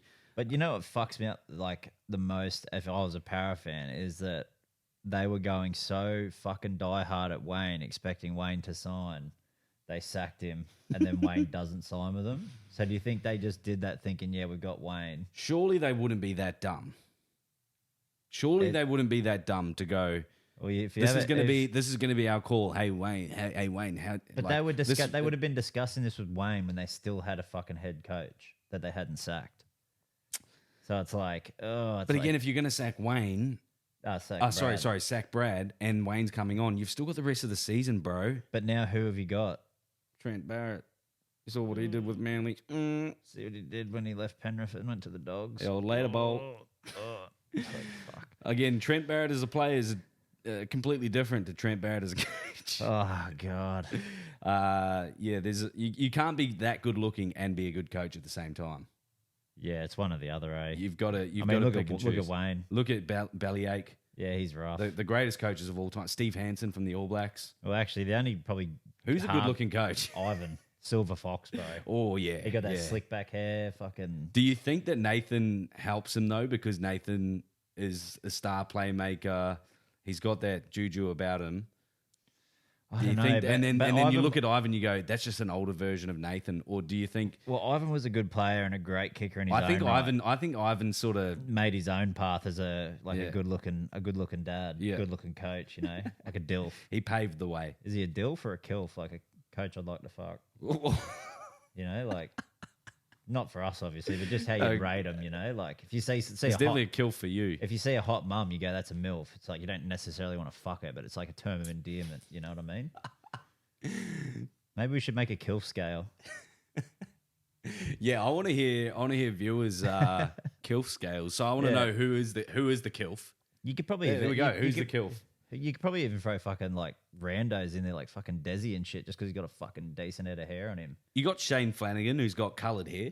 Yeah, and he's got the little silver side bits there. He's got a little bit of a distinguished little gentleman about him. Who else? Who's a young coach? Cameron Serraldo. Oh, yep. He's There got we go. he's got that little bit of Fuck, he's probably a front runner. Serraldo's surely he's Italian. $1.20. He's surely Italian. isn't it? With a name like Serraldo, Yeah, he's got that Italian stallion about him. it sounds like a F1 driver. Oh fuck, Cam he even Serraldo. looks like one kinda. Yes, bro. If he had the hair slicked back European. or gelled up, he'd be Cameron Serraldo's up there. Oh, Can't think of any other. There's no other really. Kevy Walters, nah. Nah. Fuck. Can't even think of any other coaches now. else we got? Waz coach, nah, he's redhead. Yeah, Ginger. Sorry, ruled him out. Sorry, that's Sorry, Webby. maybe if you had coloured hair. Yeah, Nah, can't go Seabold. Seabold sounds like Darren Lockyer too. Yeah, and he just gives off Uncle Yeah. Uncle Fester vibes. Yeah. I thought you were going to say bully for a second. Oh, Nah. no, yeah. All right. Yeah, anyway. We'll come back to it, Let but us, we let us do know want to any, know. Let yeah. us know any other kills I you've mean, got. Sticky back in his day with the mullet and everything, Oh. but you know, we've all got. I guess in the past, present, and future Yeah. coaching. Yeah. I reckon Dan Carter, future coach. Hey, what about Freddie? Freddie wasn't a bad, like, Oh yeah, he could. maybe Freddie when he coached at Roosters when he was still young. Yeah. Not tripped out fucking walking on grass, Freddie, with no shoes on. Not found at Glebe Police Station, Freddie. Oh, Jesus. Yeah. Yeah. I did have in here. I sort of dropped it a little bit on the earlier. I guess we don't have to go into it too much, but the Roosters live stream and then the Roosters statement that came out afterwards. I couldn't believe that. Yeah, again, like I said, I just want to. So I've got this theory, right? I don't even know if right now is the time to say it. But do you think it's weird that they did it before a game? That wasn't before. Yeah. The Was that stream- live streamed before? Yeah, they were giving out stuff apparently. yeah. Like they were giving out jerseys and shit like that. But that doesn't mean that it was before a game. No, it was before the game. It was Okay. a live. It was streamed live the night before the game. Ooh. That's why I'm like, And now they're getting tested. The NRL wants to do drug testing, and the Roosters are blowing up. Like, why are you picking our players? Well, the Roosters did lose. Yeah, and it's like, well, yeah, well, you So- did get caught in Yeah. suspicious situations without anything showing. Of course, we're gonna fucking drug test you. And the Sharks and the Roosters game, like you said, they beat them on every single stat except The points. yeah. So they would have beaten. So they should have easily beaten them, but they couldn't execute. Yeah. And I don't know. Again, whether or not it's not, but to be doing. If you're that good of an actor, Terrell May, fucking, It's no, I, like- wasn't even, I can't name you boys, but you know who you are. If they generally were just putting on a bit of a Show. show and trying to get some controversy, There's way better happening, shows to put on than that. Fucking like, oath. especially before the game, dude. I mean, Like, probably not as far as Kirk Capewell show, but yeah, we're not gonna name players, but we're not going to name shows. But yeah, we you can sort name of, players, but just not the shows they participated in. there's been an influx of players live streaming and vlogging and things like that, and I know that there were some things going around like encouraging players to do it, but I'm at the other end of the spectrum now. After seeing everything that's coming out, I'm like, well, there's a reason why players used to get away with things in the past. No phones. Exactly, bro. That's the number one rule. Yet now we're encouraging all these players to do vlogs and all these things and get themselves into trouble. I've got no problem with doing bags if that's what you're doing. Nah. But doesn't I've got to. But there is we've run live streams before. That's the last place I'm going to do anything. anything Put myself under the bus. untoward. Exactly. You can make fun of yourself in many ways, but to be outing yourself when you're a professional athlete. But I think it just doesn't make sense. The huge difference is that it's like us talking about it. It's just like, yeah, okay, that's all good. But then if you're a professional athlete in the limelight and like superstars, like obviously people kids would look up to you, bro. Yeah, and like I know everyone's like, oh, fucking nobody told the kids to do drugs. You guys would be fun to party with. Yeah, but it's like, yeah, even if you do it, it's like, don't fucking broadcast it to kids. Let them like, Exactly. Yeah, and the fact that it's on a live stream too, implying certain things, and that's what I guess it's implications, right? You're implying certain things, and that's where the line was crossed. You could even probably talk about certain things. I was watching a Taylor May live stream the other day, and he was going, "I stay away from drugs. I don't do any of that." Oh. And a week later, he gets arrested for domestic violence. Sorry, I'm not joking about, not laughing about that. But it's like you can't. If you're going to go on live streaming, you're going to do all these sorts of things. You should be, probably a private school kid with your tail between your legs. Not if you're borderline having fun with the boys and you're just you know who you are. Yeah. But I couldn't believe it. And then the fact that the Roosters come out and try and sue, again, shout out to Molly. I don't care if I get sued. But no, actually, I do. Don't sue us. But try and sue me. I got nothing anyway. Yeah, exactly. We've got nothing. So, and that's going back to my theory, right? So I was hearing a lot of the opposite takes of what my take was on the Titans fumble and things like that. But what I'm understanding is there's a lot of these bigger podcasts that talk about the NRL that have got deals with the NRL. So, and it's very rarely would you hear them speak badly about another player. And if they do, they sort of go, oh, he's just having a little bit quiet, or he's a little bit quiet at the moment. He's going to come back and I would love to see him do all this sort of things. There's very rarely ever any actual, like, just genuine, you know what I mean? Like genuine take. Honest opinion on this sort of stuff. To underplay it the way that it was, I heard the take of, there's certain, just because you're a passionate Titans fan and all this sort of stuff. It's like, bro, I've got passion for the game. I've got passion for, having a clean game where I don't have to sit there on a couch with a strain, or not like with even my missus at the stage, and having to try and explain the rules because you've misinterpreted two that are completely opposite in back-to-back games.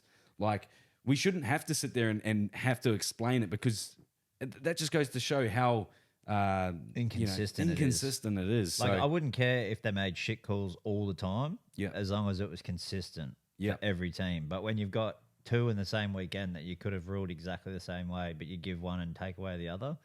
And same thing, to downplay people's passion for the game, and certain things. Like I said, I'm not even a Titans fan, but I'm just trying to understand where the fuck we're at. You fucking lying, bro. Oh, I'm second bias. Fucking hell. You know you're. But your like I said, bro, you watch you. now that you listen to a lot of these podcasts, you'll go, you know what? They actually really don't they speak highly about everybody. And if they've got a little bit of harsh criticism, they fucking tiptoe across them. Whereas I was listening, you just said the Cowboys are shit cunts or something like that. Yeah. You'll never hear them speak like that. Not the people, not the players themselves. No, they're just they're dog shit. That's what you said, sorry. Just the way they're playing playing dog shit. And they would admit that they're playing like shit. But you listen to a lot of these bigger people at the moment that have got these certain things, and even they do it on Fox League and Fox Sports, and not saying anything, but you see them when they do the interviews with Fletch and Hindy. They love a joke. They can take the like true shit, and that's jokes what makes and it the best. Yeah.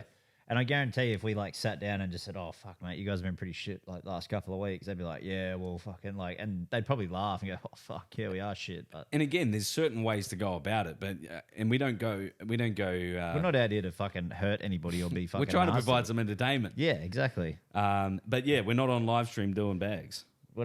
Not yet, or not implicating that we're doing bags. But allegedly. I can't. I can't be so innocent, because me and Blake used to do some shit on streams. We wouldn't be doing bags on streams, right? But we would be throwing low key things out there, joking each other off and stuff. Yeah, a little rub and tug under the let it rip. But it was it was you ripped my foreskin. Yeah, it was implicated that you gave hand jobs. Didn't actually see them.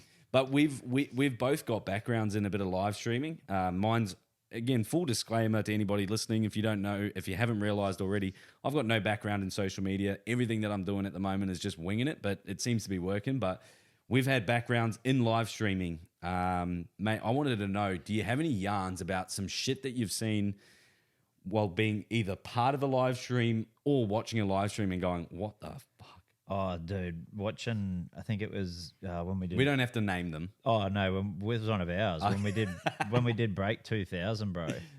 Like we had a heap of our members come up for Brisbane. Had it was the second birthday party, I think, second anniversary of Courtside, and we were like absolutely fuck-eyed, bro. And by the end of the stream, everyone was just such a mess. I couldn't even watch it back. It was that fucking bad. I was just like, what the? You know those ones are bad, eh? When you can't, yeah. Oh, You I live was for like- those little clips, and then you're like, not even going back. I just said to boys, I was like, fuck, I hope you guys write everyone's name on the stuff because I'm not going back through and watching that because it'll make me sick. I'm not going through to check. What did you do?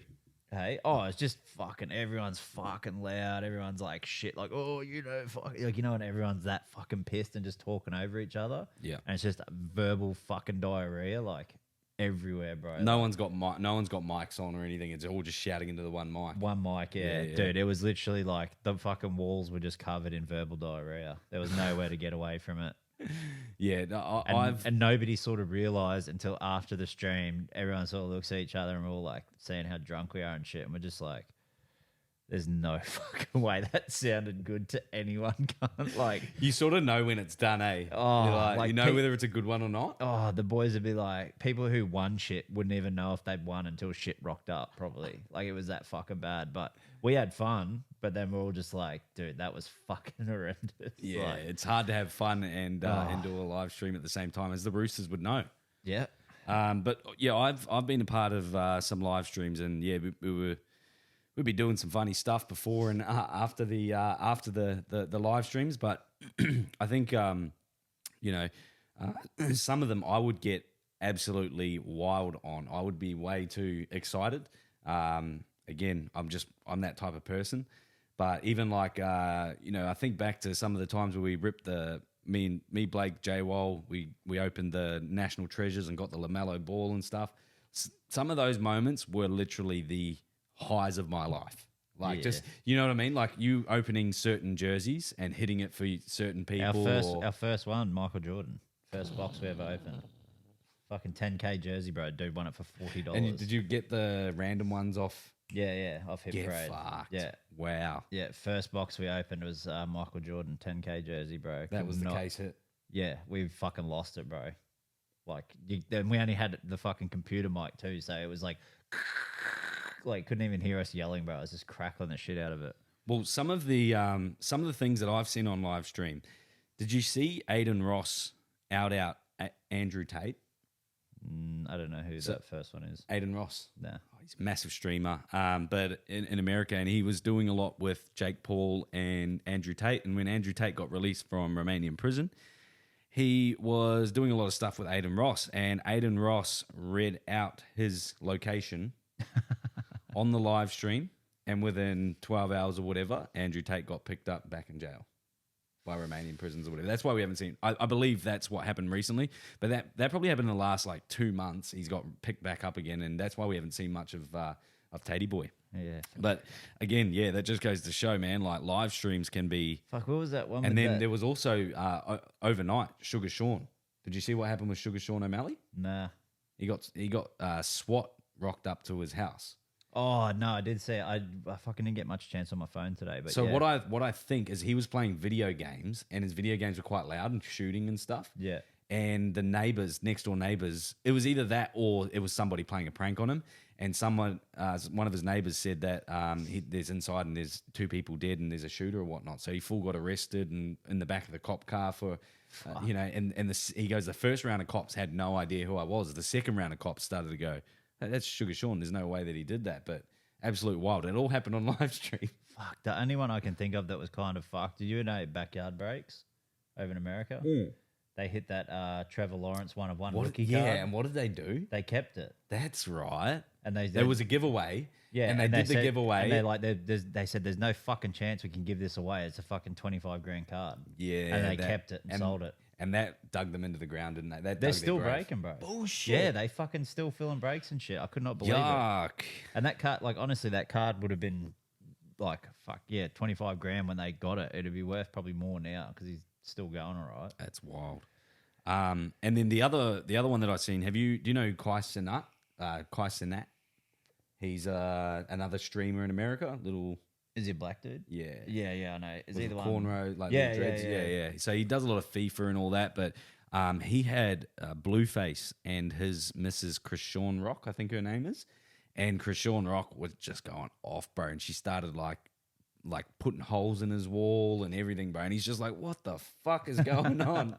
But yeah, they're known for being really controversial, and you know they're in the media for all the bad reasons.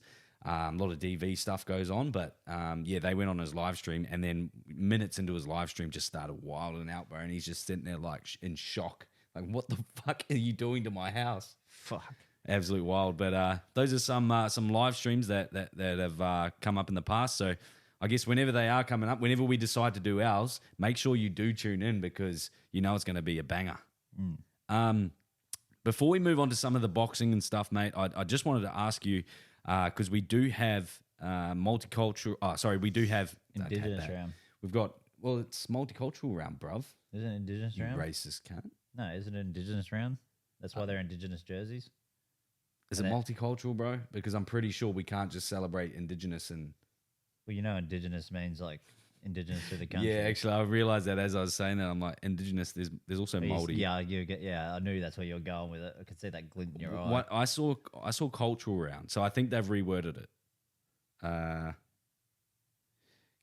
And NRL posted connection to culture. NRL posted Indigenous round is back for 2024. I will shut up. Ding. I'll I'll take that little win. Yeah. Hey, you got a favorite jersey? Ooh. Do you? I have a couple actually, and there's a few that I didn't like for teams I don't fucking like. I can get them. Who would have them? Bloke put them all up. Shout out to Bloke in the bar. Shout out to Kempy, fucking legend. Fucking legend. Wait. Ooh, interesting. Yeah, so I fucking hate the Broncos one. Look at this. I don't mind it. This fucking big poo striggle in the middle. I like all the dot work on the shoulders and shit. The middle loses it for me. I saw Ezra Mam's boots getting. Ooh, that's solid. I like Edric Lee in that. Ooh, don't mind that. That's probably one of my favorites, the Parramatta one. Ow. Oof. Yeah, don't mind that. Rabbitohs. That's fucking red hot. That's mine so far. Yeah, Rabbitohs always do a good job. Like the Panthers one, quite simple. And we always do the dotty tricolours as well. Yeah. Oh, fuck yeah. Yeah. Oh, I like that. Yeah. Manly's not too solid, but I think because it's all too dark. It's all sort of, all the colourways are combined together. Yeah. Cool design. Don't mind the Sharkies. Fuck. The black and blue, bro. Can't beat it. Storms is actually really good too. So everyone's got this year. Yeah. There's Roosters. I actually like it with the boomerangs. I like it. Yep. Yeah. The light blue. Dragons not bad as well. Don't like it. Warriors is obviously more mouldy. Yeah, I think that they've had some previously better ones. Yeah. I'm loving the Titans fucking jerseys. Plus, wasn't the Anzac round ones like way better? Tigers, bit of a miss. Might as well have the fucking Anzac troop on them. Knights is all right. Yeah. Raiders is pretty cool. Yeah. Raiders is cool. Cowboys. Cowboys do a fucking solid jersey. They might not be able to play for Jace, but Big Barramundi though, love it. All right, so I've got rabbits, roosters, and Cowboys. Top 3. Shit. Yeah, I like Roosters, Panthers, and Para. I don't mind that at all. I just love that big owl. I think it stands out like all get out. So we'll get on to our multis very soon. We have to keep this rolling, but we are going to talk about Origin must-haves. Last little bit about footy before we move on to the top sport bets. But some must-haves for you, Jace, in the Queensland side and the New South Wales sides. Oh, I thought you were talking about must-haves like to watch the game. We can do that. Beers, good food, good company, loud TV. What's the best Origin experience for you? Deciders I like to watch by myself or at home. Because you've had your heart broken too many times. Oh, fuck me, mate. Fucking 8 in a row still You can tell that somebody who has had years of heartbreak, because I'll sit there like this. I'll sit. You like, ask any Maroons fan, Like, and they would not say, "I'm going to sit in the room by myself." I'm getting ready to For a fuck, decider. I'm getting ready to play, like, you know that meme of the guy sitting back in the chair and then he's like, that's me all Origin 3, bro, when I watch them by myself. Oh, no. And my missus will be like, I'm going to bed. I'm like, you sure? She goes, yeah, you're fucking annoying me. I'm like, what? She goes to bed during the Origin decider. Yeah, because she can't handle my shit because I fucking talk. I talk shit when I'm by myself. Does she watching have a footy. team? Yeah, Who is it? Panthers. I think because. But what about by choice? No, she loves Nathan and Ivan. Hey. Yeah, she actually thinks Ivan's a kilf. So. Yeah, nice, Bridgie. But yeah, nah. But I don't know. I like watching. It depends on the game and like what the setting is. Like game ones, it's like I feel is like the one where you want to get around all the boys. And Just going back to how you said that you want to watch it by yourself. Is that if we're underdogs? Is that if we're never fucking underdogs. We're always favourites, which shits me to tears. We're actually underdogs this year. Are we though? Because Cam Munster's out. No, we're actually underdogs still. I think. On odds. Oh, on the betting odds. Yeah. Okay. Yeah. So. Well, that's the technical term of being an underdog. That's what I put it down to. But how the fuck we're favourites every year? Even during the 8 in a row, we're still favourites. It's like how can't? Yeah, I agree. But yeah, nah. Like it just depends. I'll still go watch a. Like if I go to the pub, man, I'll just talk shit to everyone in a Maroons jersey. It doesn't bother me. You know what my go-to has been at the moment has just been like chicken nuggies in the air fryer with some hot chips. And we just have like a bit of sweet chili and sour cream. Do you go for like an Origin style beer? Like a 4X or a VB? Well, no, it's always new now. So I can't do new. I'd rather drink VB. I'll do a new over VB any day, bro. Yeah. What do you like, stubbies or cans though? I'm on cans. For new? Yeah. No. Sorry, stubbies for new. Yeah, I'm stubbies for VB.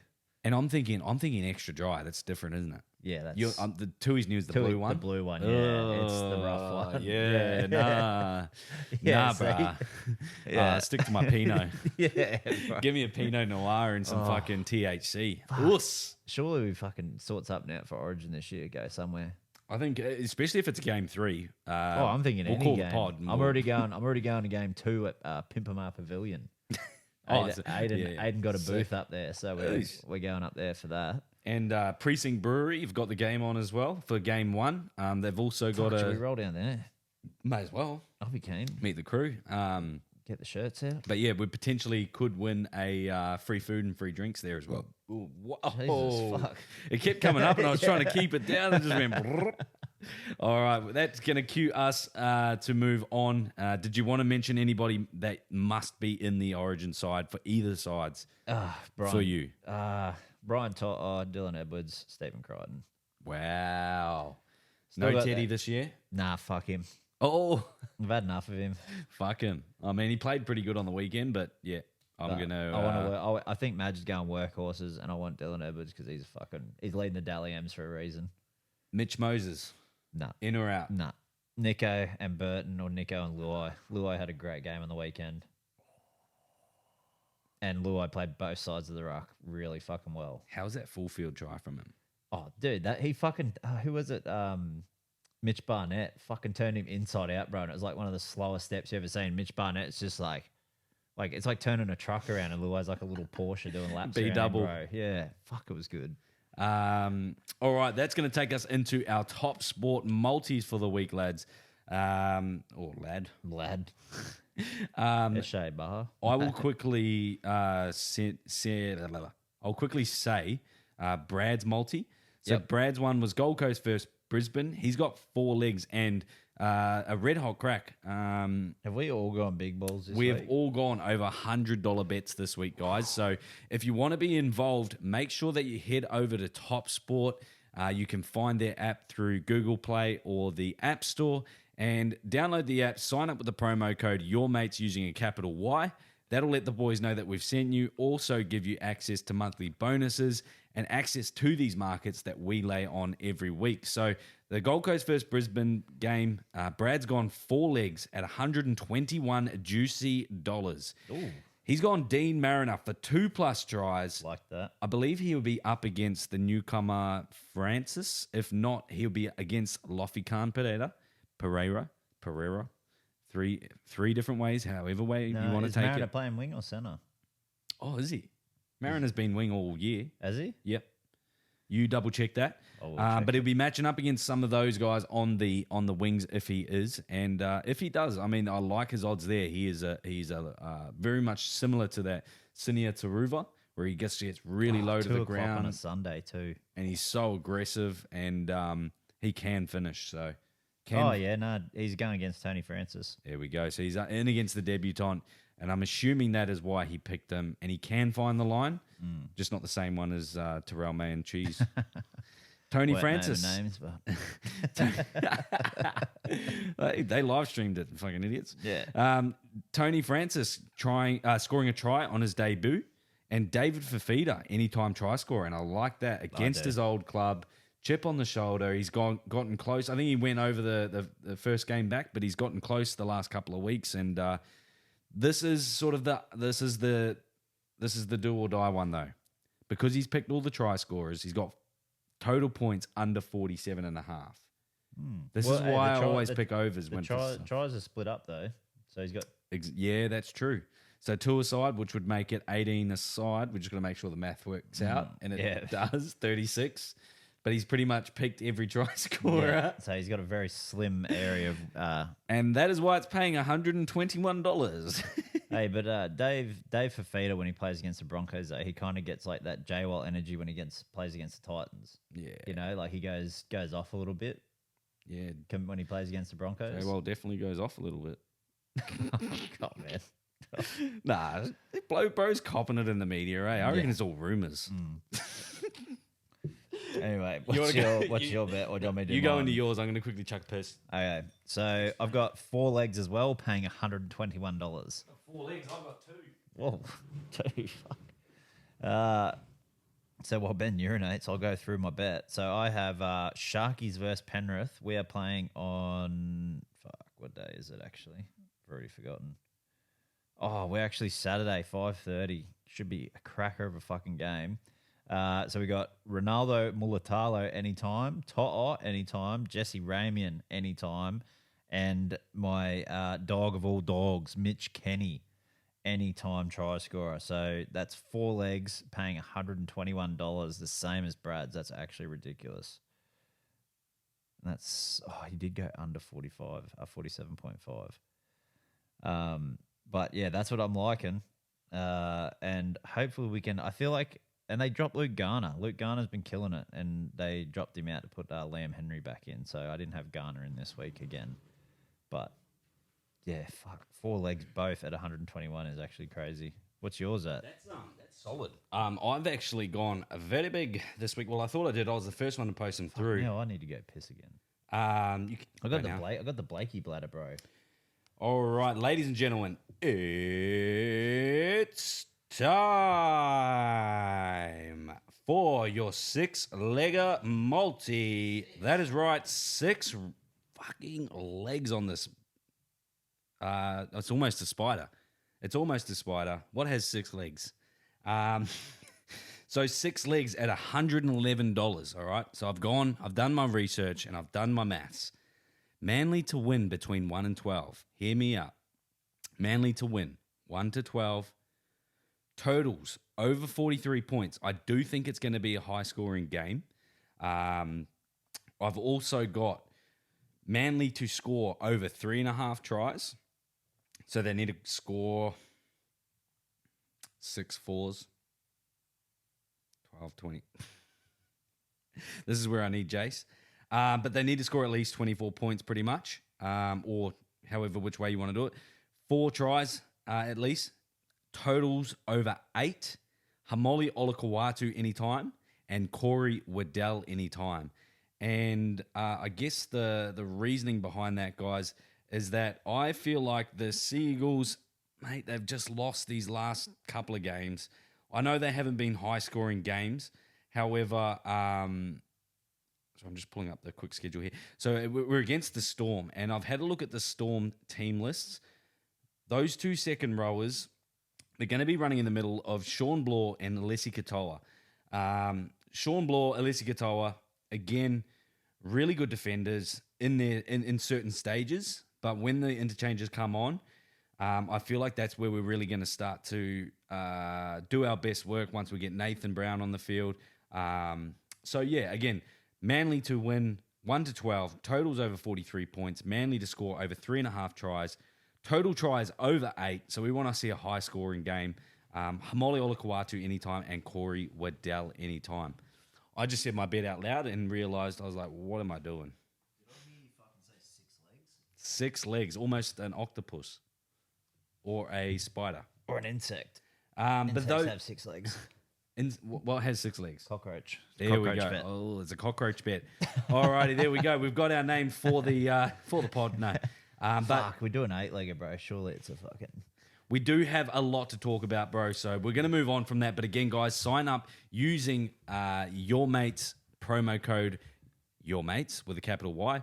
Again, that is through Top Sport. And shout out to the boys for sponsoring us for this one. All right, bro. We're going to move on to some fighting. Over the weekend, we saw Tyson Fury with his first loss against the middleweight Usyk. He wasn't a middleweight, he was a cruiserweight. Yeah, but Tyson's whole pun joke. Oh, was okay. I missed it. I didn't watch too much of the presser. Nah, but he's been Except for saying his old boy he has headbutting only been cunts. saying it for about 2 years. But Oh, yep. uh, Even better. you watched the fight. Yeah. It was a great stream. Yeah. Yeah. Shout out to Crack Streams. Yeah, shout out to DAZN. No, don't shout them out. Do not shout them out because last time I've given out a couple of streaming websites, I get shut down almost straight away. But it's to the one bloke, so I feel like he's got like a snitching? group chat. Or he's snitching. Or yeah, he puts it in a group chat, and it just goes wild, and then everybody sees it. But you watched the fight, mate. What was your takeaways? Obviously, we know the outcome. Yeah, I think I actually fucking thought it was going to be a draw. Like, I honestly thought it was going to be a draw after Usyk come out those first Why? Because two. it was in Saudi, and No, because Fury's got them all in his pockets. Well, no, because Fury won like fucking 6 rounds in a row. And then Usyk won the first 2, then he won 6, and then he got fucking rocked in the 9th. Yep. And like, Rocked in the 9th. Should have been stopped. bro, Any other fight that gets stopped. Tyson Fury, how many fucking times does he just get back up off the fucking ground and then he comes back and like his recovery must be like the fucking best of all time because he comes back and he doesn't look, goes back exactly how he was fighting before that. Well, he recovered from a 2-year bender. Yeah. I mean, that He was I in think shape, we overlooked. though. Lotus he's been in fucking 5 years. He looked phenomenal. Those fucking high-waisted pants were doing my fucking head in though. Like, it's just boxing gear. no, bro. but his were like especially high. Like even the ref said, he goes, "This isn't a low shot," when he was like pointing at the middle of his pants because the strap was like just under his nipples. Well, one of the big things that stood out to me, I put it in the group chat straight away. Usually when I put things, just for our listeners to put this into context, usually when I put things in the chat, Jason goes against me. Jason loves to go against the grain. Yeah. And for this one time, he actually agreed with me almost straight away. And I was going, what the fuck's up with Tyson Fury's gloves? Oh, no, dude, I seen that straight away as well. I was just like, So one thing, there's a couple of things that I noticed. I noticed the gloves first, and then in about 3rd, 4th, 5th round, they were adjusting his gloves, but the camera was splitting back off him and would show Usyk. And then I also saw like the corner cameramen and microphone men. I've never seen this before, but they put the microphone in front of Usyk as he was getting coached. yeah, in they the corner. did that in Furies as well. Okay, all Yeah. right, okay. But Yeah, they like when they do it in like UFC, and then they'll have like the Portuguese there, and then they'll have the subtitle like the it's not as translator over the obvious top. though. Like you don't have the mic. Well, You- I they think- had like a. Well, they've got the camera guys standing around the octagon. You can't Mm. have them around the ring. I still think that's pretty. I've seen it that- I've can seen go that either- before. But then I was thinking, like, how is there enough time for Fury to interrupt that and somebody get back to Fury and then, you know what I mean? Like, Yeah. it's still too hard for to go around that one. But and obviously over the weekend I must have been wearing a tinfoil fucking hat because I was very optimistic. Like that fight was obviously good, but like fuck, I don't know. Like Fury had him like two different rounds. He had him rocked and didn't go after him. So it's like, do you think like He was toying with him in the first 6 rounds. He was laughing and smirking. but like when he when he rocked him that first one, he fucking proper jolted his knees and shit, and he just didn't go after him like I thought he would normally do. Like if it was Deontay Wilder or someone like that, he fucking went after him, made the cunt bleed from the ears. Didn't do that in this fight, and I was thinking, oh fuck, like. But I don't know, and it like when I was watching the fight, like I like both fighters. Obviously, I'm obviously Fury fan all day, but it's like when you hear about the shit Usyk's gone through and actually going back and fighting for his country and his dad dying and all that, Missed it's all like his children's birthdays. He's fighting for something more than what Tyson. Think Fury about what's is going over on in Ukraine at the moment. But he went back and fought for him, dropped belts and shit to go over and fight, like actually fight in a war. It's like, dude, it means more to him. And the thing with Usyk is he's such like you couldn't not like the bloke. It's fucking hard, He eh? either stays quiet, so like he's humble, Yeah. or he comes out with the most genuine like. Like it was Like- kind of making me hate Tyson Fury when he was just taking the was. piss out of him. I was It like, was. bro, like you're fighting one of the fucking most humble cunts you've ever seen. Yeah. And you're just trying to take the piss out of him. Like fucking fight, give the dude the respect of fucking fighting him properly. It gave me the Conor versus Jose vibes as well, where it was like. Yeah, but I think, loved Jose up until that point, but I did switch. I flicked. Everyone was blinded by Conor. Like that 100%. was like copping welding flash without wearing a mask. And that's going to lead us on to actually the next part that I wanted to talk to you about. Conor dropped a 20-minute interview with the Mac Life, Oscar and Mac Life. Before you get into that real quick, don't have nothing about Jai Apatai, Aussie boxer? I just was. Oh, is that next? No. That was just due to time. But Oh. I'd love to quickly talk about Jai Apatai. Aussies, man, we got to give him. 100, yeah. Shout out to him. Chahoo! Oh, did you hear it? All the fight? Did you know who it was? His dad comes. It was fucking Ryan Garcia. Oh, was it? Bro, I'll clip Dude, this up. I seen his old boy, the big fella, Right. do it as well. Yeah, they were all doing it, but Ryan Garcia was straight in it, bro. It was like there's all these captions going. Ryan Garcia is Samoan now, and Is he's he a just going around. dedicated what is it? Honorary Uso? Honorary. Yeah. Well, listeners might not like that WWE reference. But hey, Usos are just Samoans, bro. Oh yeah, I was thinking WWE. I've been playing too Like much the- 2K. Yeah. Nah, but fucking good on him, bro. Like that headbutt literally fucked him, but like he was winning that fight convincingly, and then that headbutt fucked his nose, and he was backpedaling. And he's fought breeders before in Australia, and one with like I think it was Both sides of his jaw broke. He couldn't yeah. even talk after the fight. That's right, And he yeah. still won. and he still won. So massive shout out to Jai Apatai. Yeah. We also had David Nakia as well, who or I'm sorry if I blundered that last name. But again, a really good Kiwi Australasian prospect that's coming up in the ranks. Is And this one your cousin works with? yep, shout out to Cairo. Have you seen Tyson Pedro lookalike? Have you seen? I think it's the Howdy Wave. No. You would have seen that over the weekend. Nah, what is it? Did I miss something? Oh, I got to sit up properly if I'm going to do it. That's a fucking disrespect to the Howdy Wave. Move the mic. What is All it? Ready? I got to go like this to you. I don't get it. What's it from? The Howdy Wave. Did you not see all the Warriors do it? Oh, You would have nah. seen that on the weekend. I ain't a Churro anymore. Well, I lost there. my Mozzie status a long time ago. Oh yeah. Yeah. All right. On the boxing though, sorry. Before we get onto the boxing, let's just quickly talk about that Conor McGregor? Yeah, Conor McGregor. He's coming back July 3rd or wherever it is. International Fight Week. I watched the Mac Life interview. What is your thoughts on Conor coming back? How do you feel about it? He's about money. He's not about fighting anymore. He's not hungry. I feel like Chandler's gonna fucking destroy him. Unless he's fucking tomfoolering everyone and acting like he don't give a fuck, but he's actually been in the lab and working. But I don't like the chances. I watched the Mac Life interview today, and the difference that we see in Conor McGregor today compared to how we saw him in 2016. Hungry Conor, like coming up for that first belt. The thing that affects me, it literally affects me. I was watching this getting sad because he used to be so intellectual with the way that he would, say words and pull people apart. 100%, Mind games. 100%. And even just the way that he would speak in certain things in promos and stuff, he would articulate his words in a way that you would be like, what the fuck? I didn't even know what he just said before that, but Yes. Yeah, you got me. You know what I mean? Yeah. I'm in. I'm all in. Whereas now he was talking about, he goes, I'll fight Chandler in June, July, whenever the exact date is. He goes, I'm going to go on the boat for about 2 months. And then he backtracks and goes, oh, no, it's only going to be a month because then I'm going to fight again in September and then again in December. And the way that the emphasis that he puts behind that and the attitude that he puts behind that, as opposed to 2016 when he was speaking about becoming double champ and the clarity and the transparency that he gave then, two different Connors. The hunger's gone. That's all it is. Like, he's got the cash. He didn't give a fuck about money. And he speaks highly about himself and about the UFC in that regard, but also like we need to see the best Connor if he's coming back to the UFC. If not, then maybe go off and do some boxing and some gimmick fights. Go fight Jake Paul. That would do millions. Like, do you reckon if Dana ever fucks off, that Connor just buys the UFC? No, I don't think he's in the position to with all the no, but like stuff he buys. Do you think like he'd have money rolling in? I know, right, but center, yeah. But do you think he's also got money in a lot of things? Well, he just bought bare knuckle.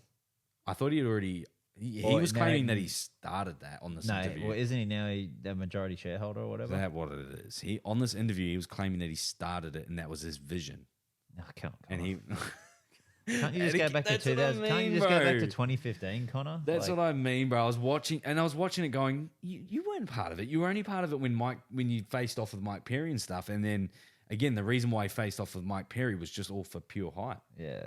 So, but yeah, interesting to see. I think at the end of the day, everybody's going to stop and watch. It's going to be a massive event, but I wouldn't. I'm not. I wouldn't back him, and I wouldn't. I wouldn't put all my eggs in one basket with him him coming back as the Connor that left.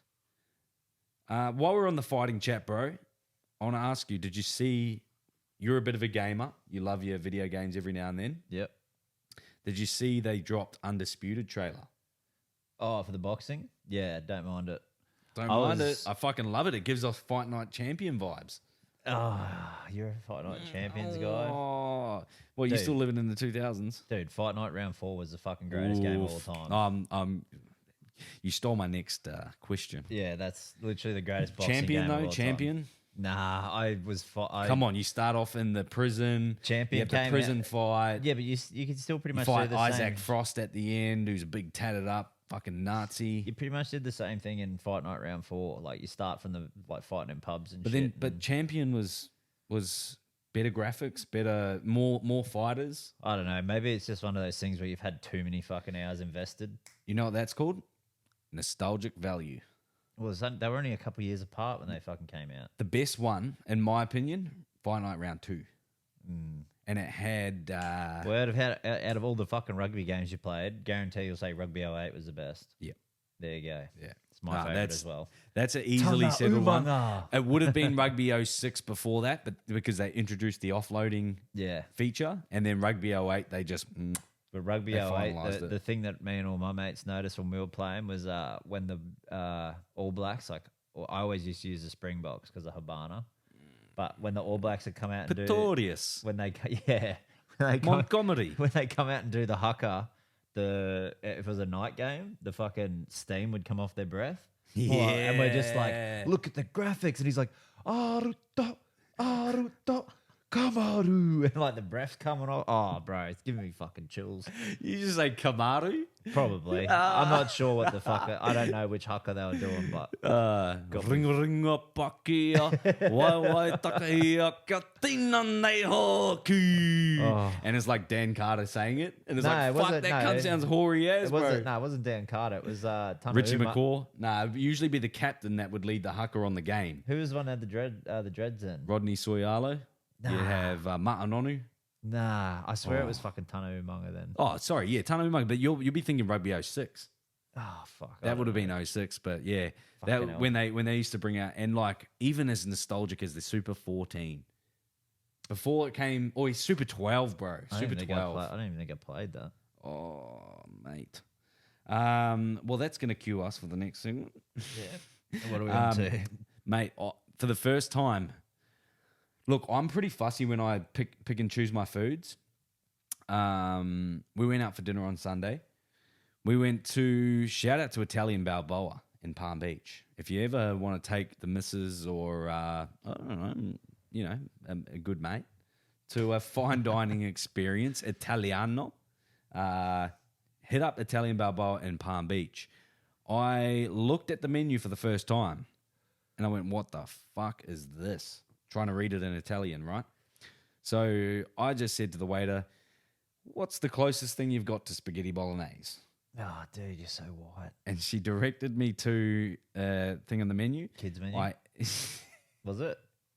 No. Oh. This is big boy food, bro. I'm proud of this. I'm proud of this. And she pointed at the menu. She goes, order this one. This is the... All right, sweet. I order it and then I look at it and it's goat's meat. It's spiced goat's meat. Oh, that's right. It's it tasted amazing though. I couldn't even know. It actually tastes like it tasted like pulled beef. But I wanted to ask you, what's one of the most itched things that you've eaten where you're like either nervous about eating it or you're like, what the fuck? So I put it in the chat the other day. I love fucking lamb's fry. It's like one of my favorite dishes that my mum makes. So she does lamb's fry with sausages, gravy, bacon, and onions. Do you know what lamb's fry is? No. Lamb's fry. I don't think I want to know either. No, lamb's fry is sheep's liver. Yuck. Bro, it's so fucking delicious. And my mum fucking hates cooking it. And she's a chef. She hates cooking the liver. Mum's a chef. Yeah. Wow. Okay. Yeah, she fucking hates cooking liver. Mum's a chef and she decides to make you fucking lamb liver. No, it's because what I asked for. She only cooks it on mine and my dad's birthday. That's it. Are you It's the only time she'll cook it.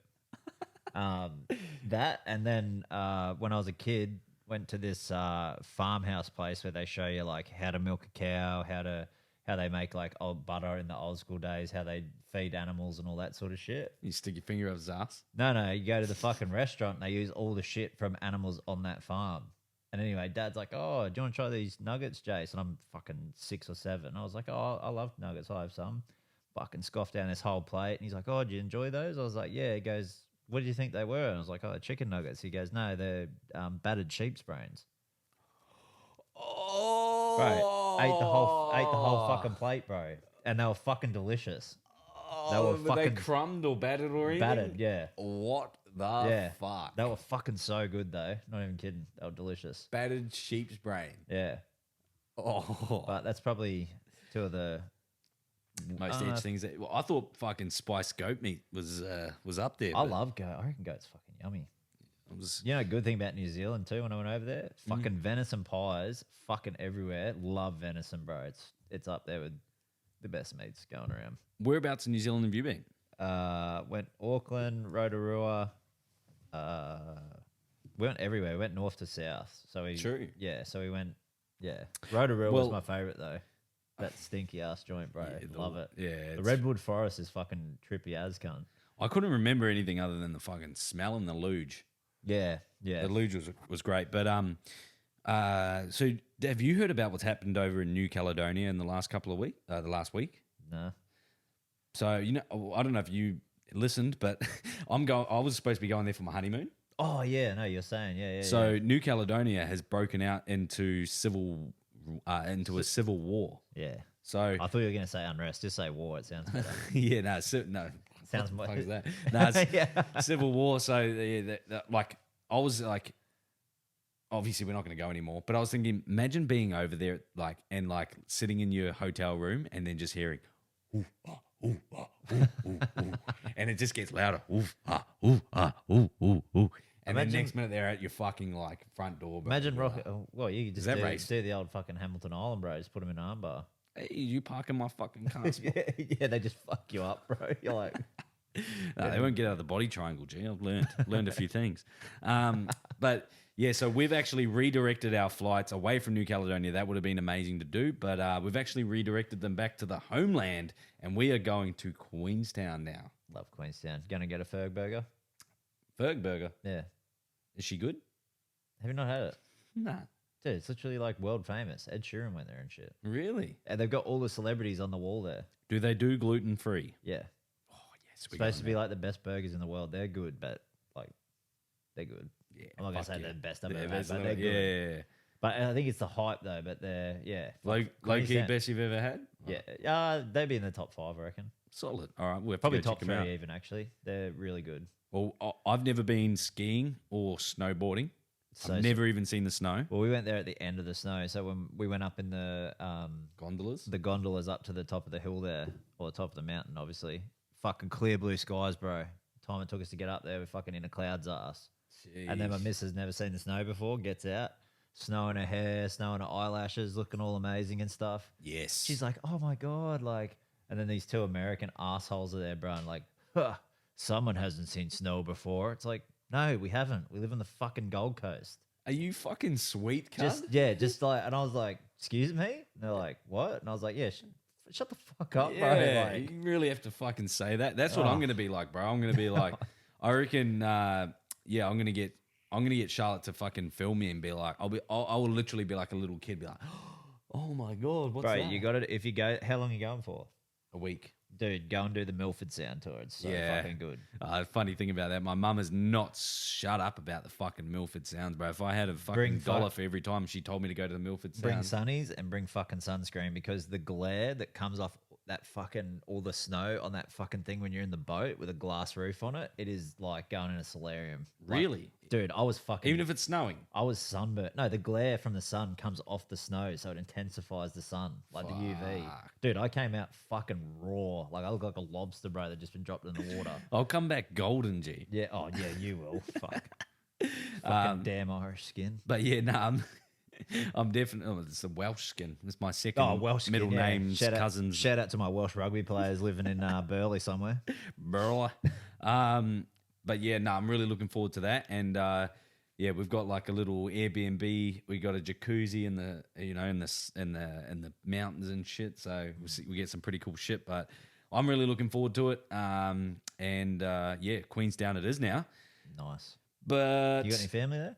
I don't know. I've only ever been north, Oh, and that's why I yeah. haven't seen snow before. So I lived 10 years, Do you 10, hate 11 do you- years. Do you hate the South Island guys? Is it?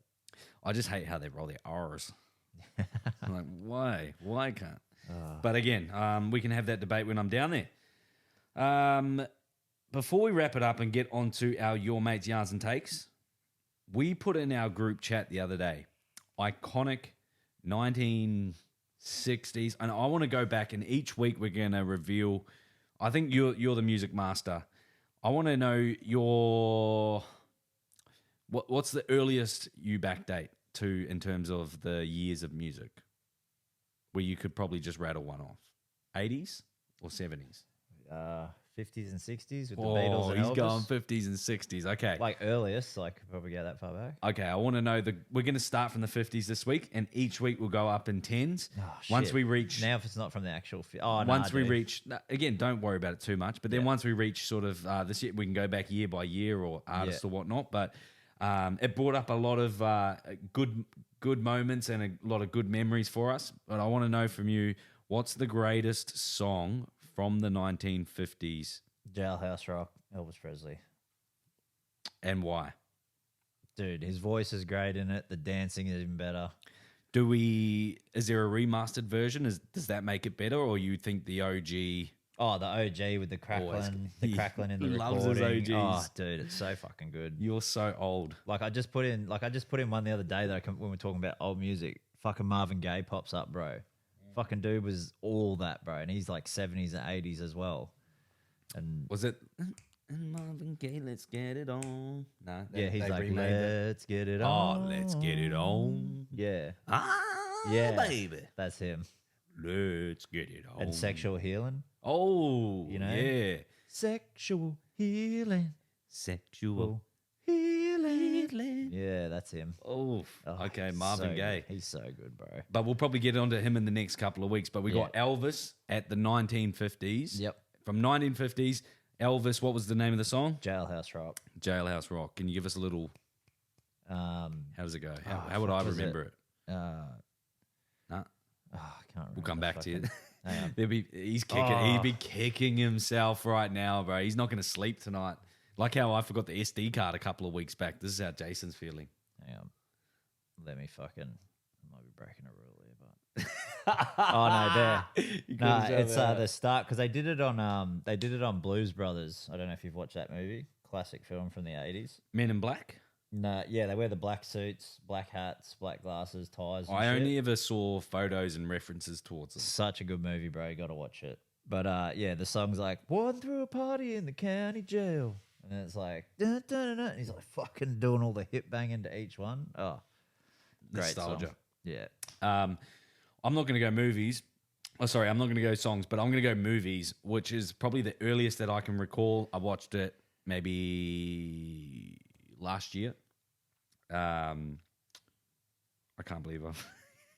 Sounds like a classic. Oh, what is it? Al Pacino. Scarface, Scarface. 1980s. 80s. I couldn't believe what I was watching. Did you ever play the game on PS2? Nah. Holy shit. I actually, now that you say that, I remember seeing that every time, but I never went for it. Dude, it is like you could literally like fly to one of the catch a boat to one of these islands and bring tons and tons of cocaine back to Miami, and you rock up on the island and there's like all these Haitian dudes there, and he's just like, "Yo, man, I'm a 16th Street cripple, motherfucker," and he's like, "What? You fucked a 16-year-old cripple? I don't fuck like that, man." Then you end up fighting all these dudes on the island. Yeah, great game. One of the best PS2 games of all time, Driver. Oh, gun. Yeah, that was elite. We've got a couple more yarns, but I think we'll leave them for the next one because we do still have to get into some of our Your Mates yarns and takes. And I have a request. Jim asked you to play the one he sent you when you guys lost the game as well. Actually, we've run out of time today. This first one is from Anonymous. Yep. We're going to see how this one goes. It's the first time hearing from the bro, but he has asked this one to keep this anonymous. And yeah, thanks for calling in, bro. Hope you enjoy it. Oh, shit. Jokes. 1 sec. Boys, love the potty, but that absolute refereeing call, BK scored that try. That's an absolute joke. The officials are fucked. The NRL is completely a fucking joke, mate. Like, what can the Titans do to... Yes, I know we blew a 14-point lead, but come on, guys. Like, seriously, like, that was... BK never dropped that. Like, I love Brian. Like, he's a good bloke. I love chatting to him after every game, man. But these fucking boys, they were fucking robbed on the weekend. I agree. It's an absolute joke, mate. It's becoming a joke in the NRL. We got robbed in Canberra, got robbed against Manly, got robbed against the Storm. And I know Benny's going to say, "Oh, you didn't get robbed against Manly." We did. There was a forward pass about 5 metres. Look, Benny, put your glasses on, mate. I'll let that one slide. Robbed yesterday, on Saturday, sorry. But yeah, it's becoming a joke, boys. But love the potty. Can't wait to listen. And up the Titans. Legend. Did he forget about the fucking penalty try they gave away? Tackling a guy in goal? Come on, mate. If you didn't do that, you would have won. So, I mean, be better. I mean, that's good take. But yeah, thanks for sending that one in, bro. And it's good to it's actually good to get a little bit of support for my opinion because I was quite vocal with it. So it's nice to have a little bit of backing from that. And I'm completely with you, bro. I feel like the Titans get a shit end of the stick a lot of the times, and honestly, a lot of the bottom end tier teams tend to end up getting it, which makes it a lot harder for you guys to sort of climb up there. I've experienced it with previous years with Manly. I feel your pain, bro. I was vocal with it. Unfortunately, I don't think that the NRL are going to listen or anything, but we're going to do our best to at least establish some black and whites, ins and outs of the games, sort of like the video that I posted on Sunday. And whether or not it creates controversy or not, it doesn't really matter. But I think at the end of the day, we want to all strive for a fair game, and we don't want to see anyone win in a circumstance where they shouldn't deserve to. But yep, that is the game that we play these days, and I'm not going to name you out, but as a referee, you would know how the things can just happen as they go. So. I'm with you, bro, though. I definitely agree with everything that you said, and it's just unfortunate that we can't get a couple of calls to go our way at the moment. Do you want to touch on that at all? On to the next one. Yeah, no. All right, the next one is from Big Simo from the ACT, our Australian capital terrorist. He's asked me not to call him by his first and last names directly. So no worries, bro, no worries. But just so you know, you have the same first and last name as my teacher back in school. So all I picture when you say these things is that it's Mr. Taylor talking. Oh. I didn't say the full name, bro. I'll work on it. Big Simo. Shout out to the bro. All right, there's a couple of minutes here, guys. Enjoy. Hey there, boys. Big Simo here, the Australian Capital Terrorist, biggest Raiders fan out. Just got a quick yarn for you. Back in the day, in about 2015, I used to be part of a bike club, and our president used to own a nightclub out in the city, and the Raiders boys used to come in there pretty frequently and get on the old piss and the old fucking nose beers and just run amok, you know what I mean? And one night we were out and we're actually leaving the club and heading to another club, and ran into a few other mates, and a bit of altercation broke out, and old Paul Vaughan fucking and Sean Fensom ended up giving my mate a bit of a touch up, and yeah, thought they were pretty tough, and going on about it a fair bit, giving us a bit of shit. Didn't realise that one of our mates was actually standing there with his old phone out, got it all. So Fatty Vaughton and Sean Fensom, that No. is like 3 generations. No, Paul Vaughan. Barbecue Gate from the Dragons. Used to play for the Raiders. Okay, yep. On to part 2. Yeah, he got it all on video, and about a week later, we planned to run into him just by chance. Nah, not really. One of our mates is the manager of Club Lime, which is the club where all the boys used to train at. And about 10 of us showed up and pulled old Fensom and Vaughnie into the toilet and had a bit of a... One little second. Doesn't he go for the Raiders? Yeah. Die And- hard. But Paul Vaughan used to... Pay for him. What? Just listen to the story. I already know this young, but it gets good. Bit of a, a bit of a word with him, gave him a bit of a touch-up, showed him the footage that we had and said that bit of money better end up in someone's hands pretty soon, or it'll either go out to the media or whoever needed to see it. And, Blackmail. Wasn't he quick to cough up some cash, old Vaughnie? Anyway, boys, love your work. Keep up the good potties. I'll be calling in soon with another story about old Aaron Molan. You're kidding. How much did he front up? I want to know. I fucking don't know. I'm not All right, sure. Simo, you're going to have to call back up and tell us how much did you blackmail?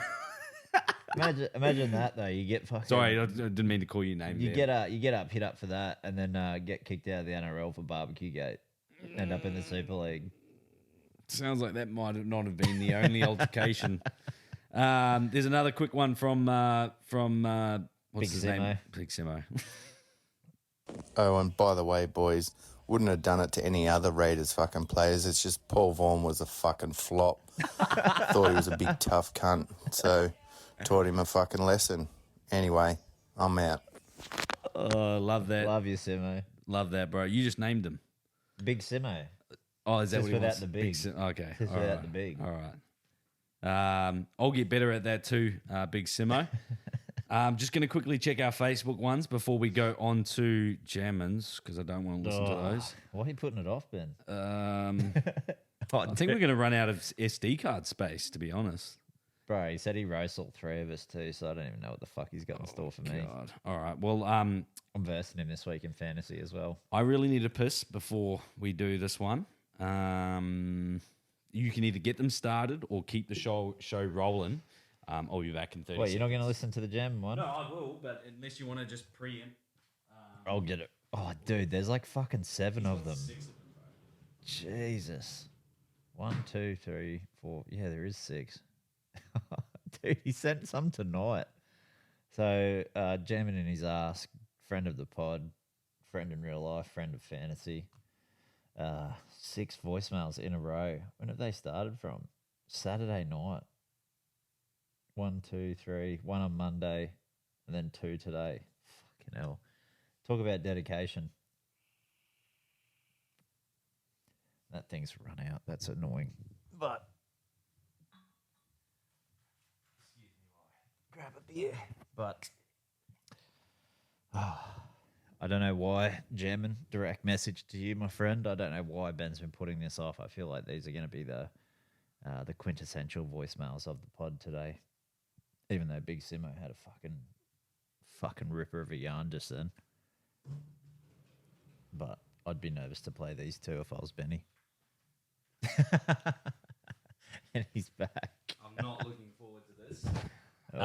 Dude, they've gone from Saturday, Monday, and then I know, bro. So just quickly before we play them, yeah, that is the first and last time that I placed a bet on the pod. Had anxiety for the next few days straight afterwards. Got roped in by Jace. I'm going to blame Jace, but fuck off.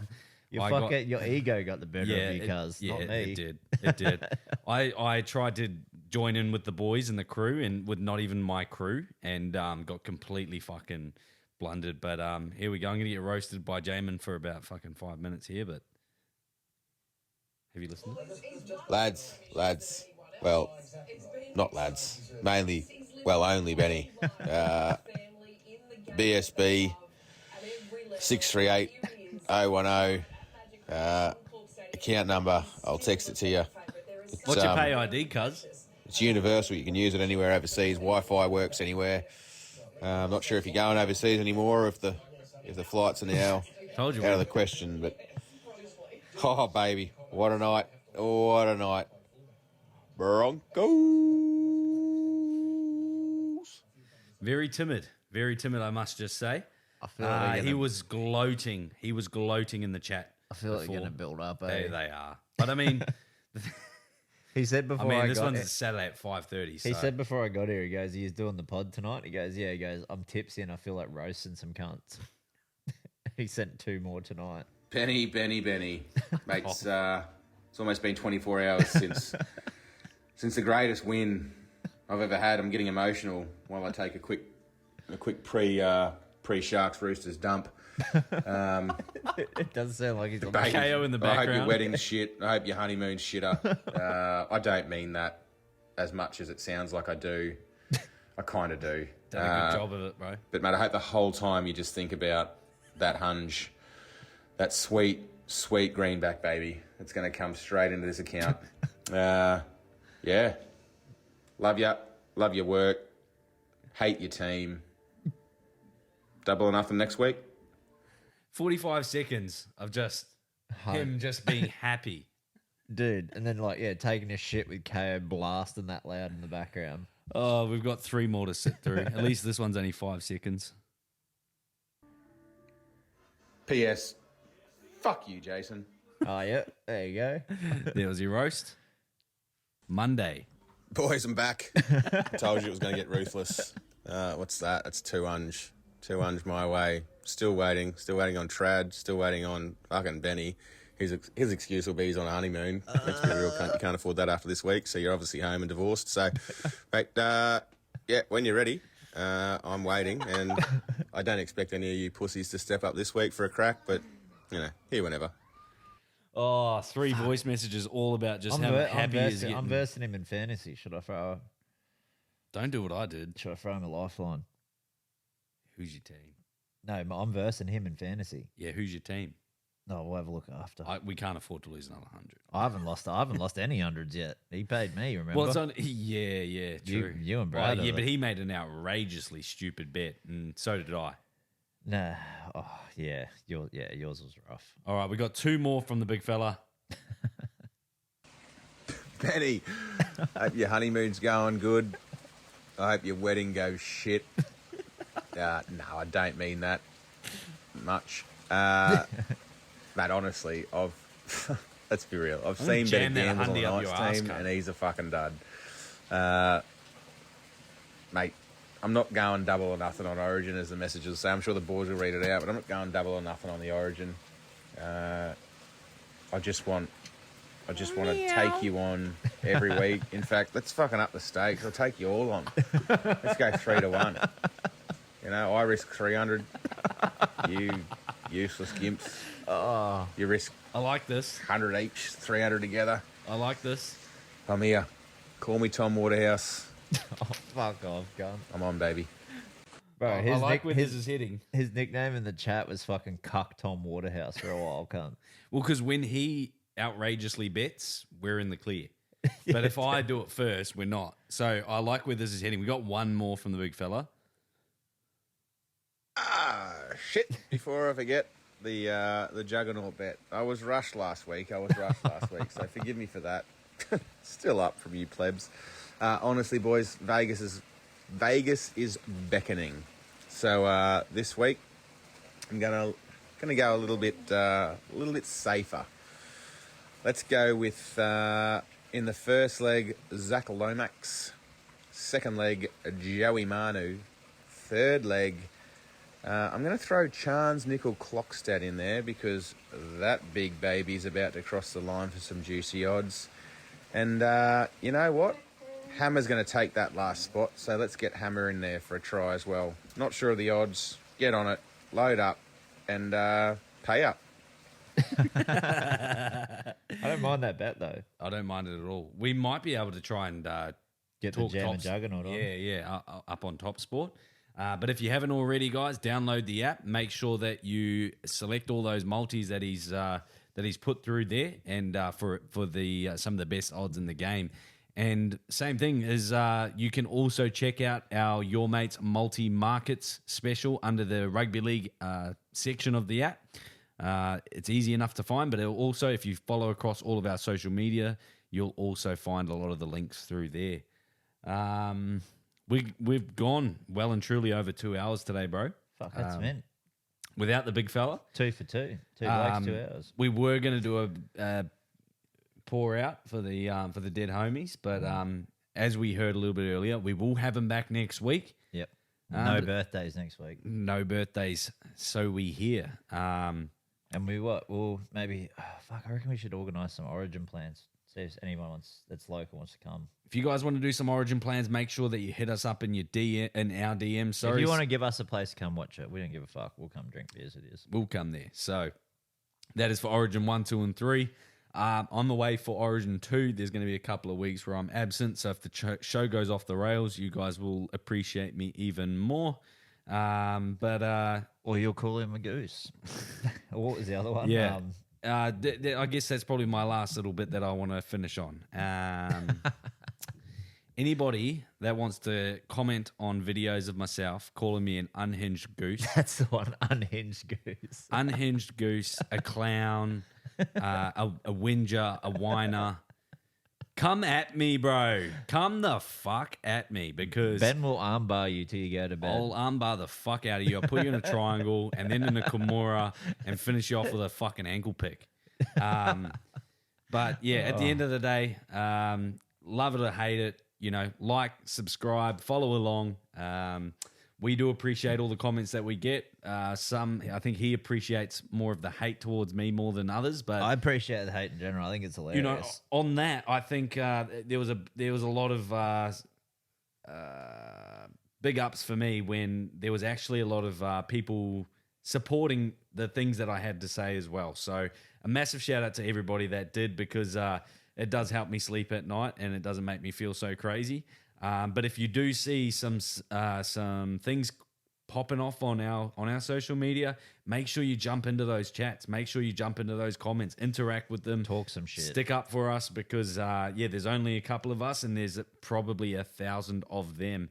And stick up for us or disagree. Yeah, because we would do the same. We would do the same for you, whether or not we agree or disagree. But we do want to see all those interactions and we love it. And the more the better. Just channel your inner Jason and go against the grain if you need to. If you have to, if in doubt. Yeah, when in doubt. Go against the grain. Yeah, when in doubt, go Jace. All right, bros. Anything? Any last motivational messages that you want to send out to the peeps? Just fucking enjoy the rugby league this week because it's the last one before we get our Origin selections going. Yep, and we'll be back next week for a very big show on be an Origin preview. I think it's pretty much going to be all Origin, plus a little bit of UFC and Fight Night and our yarns as normal. But we do appreciate all the feedback that we're getting. So if you guys do have any, please let us know if you enjoyed our extra take on all the other teams. We'd love to hear it. And if you want to get your rig into shape, go to Instagram and follow Bodies by Ben. Not an account just yet. Benny Vol. No. Yeah, get the little sneaky ones. Get a eh? little one in there. No, guys. Until next week, we look forward to seeing you then. Yep. All right, bro. Later, Bolt. Cheers, brother. Cheers, bro. Been a blast.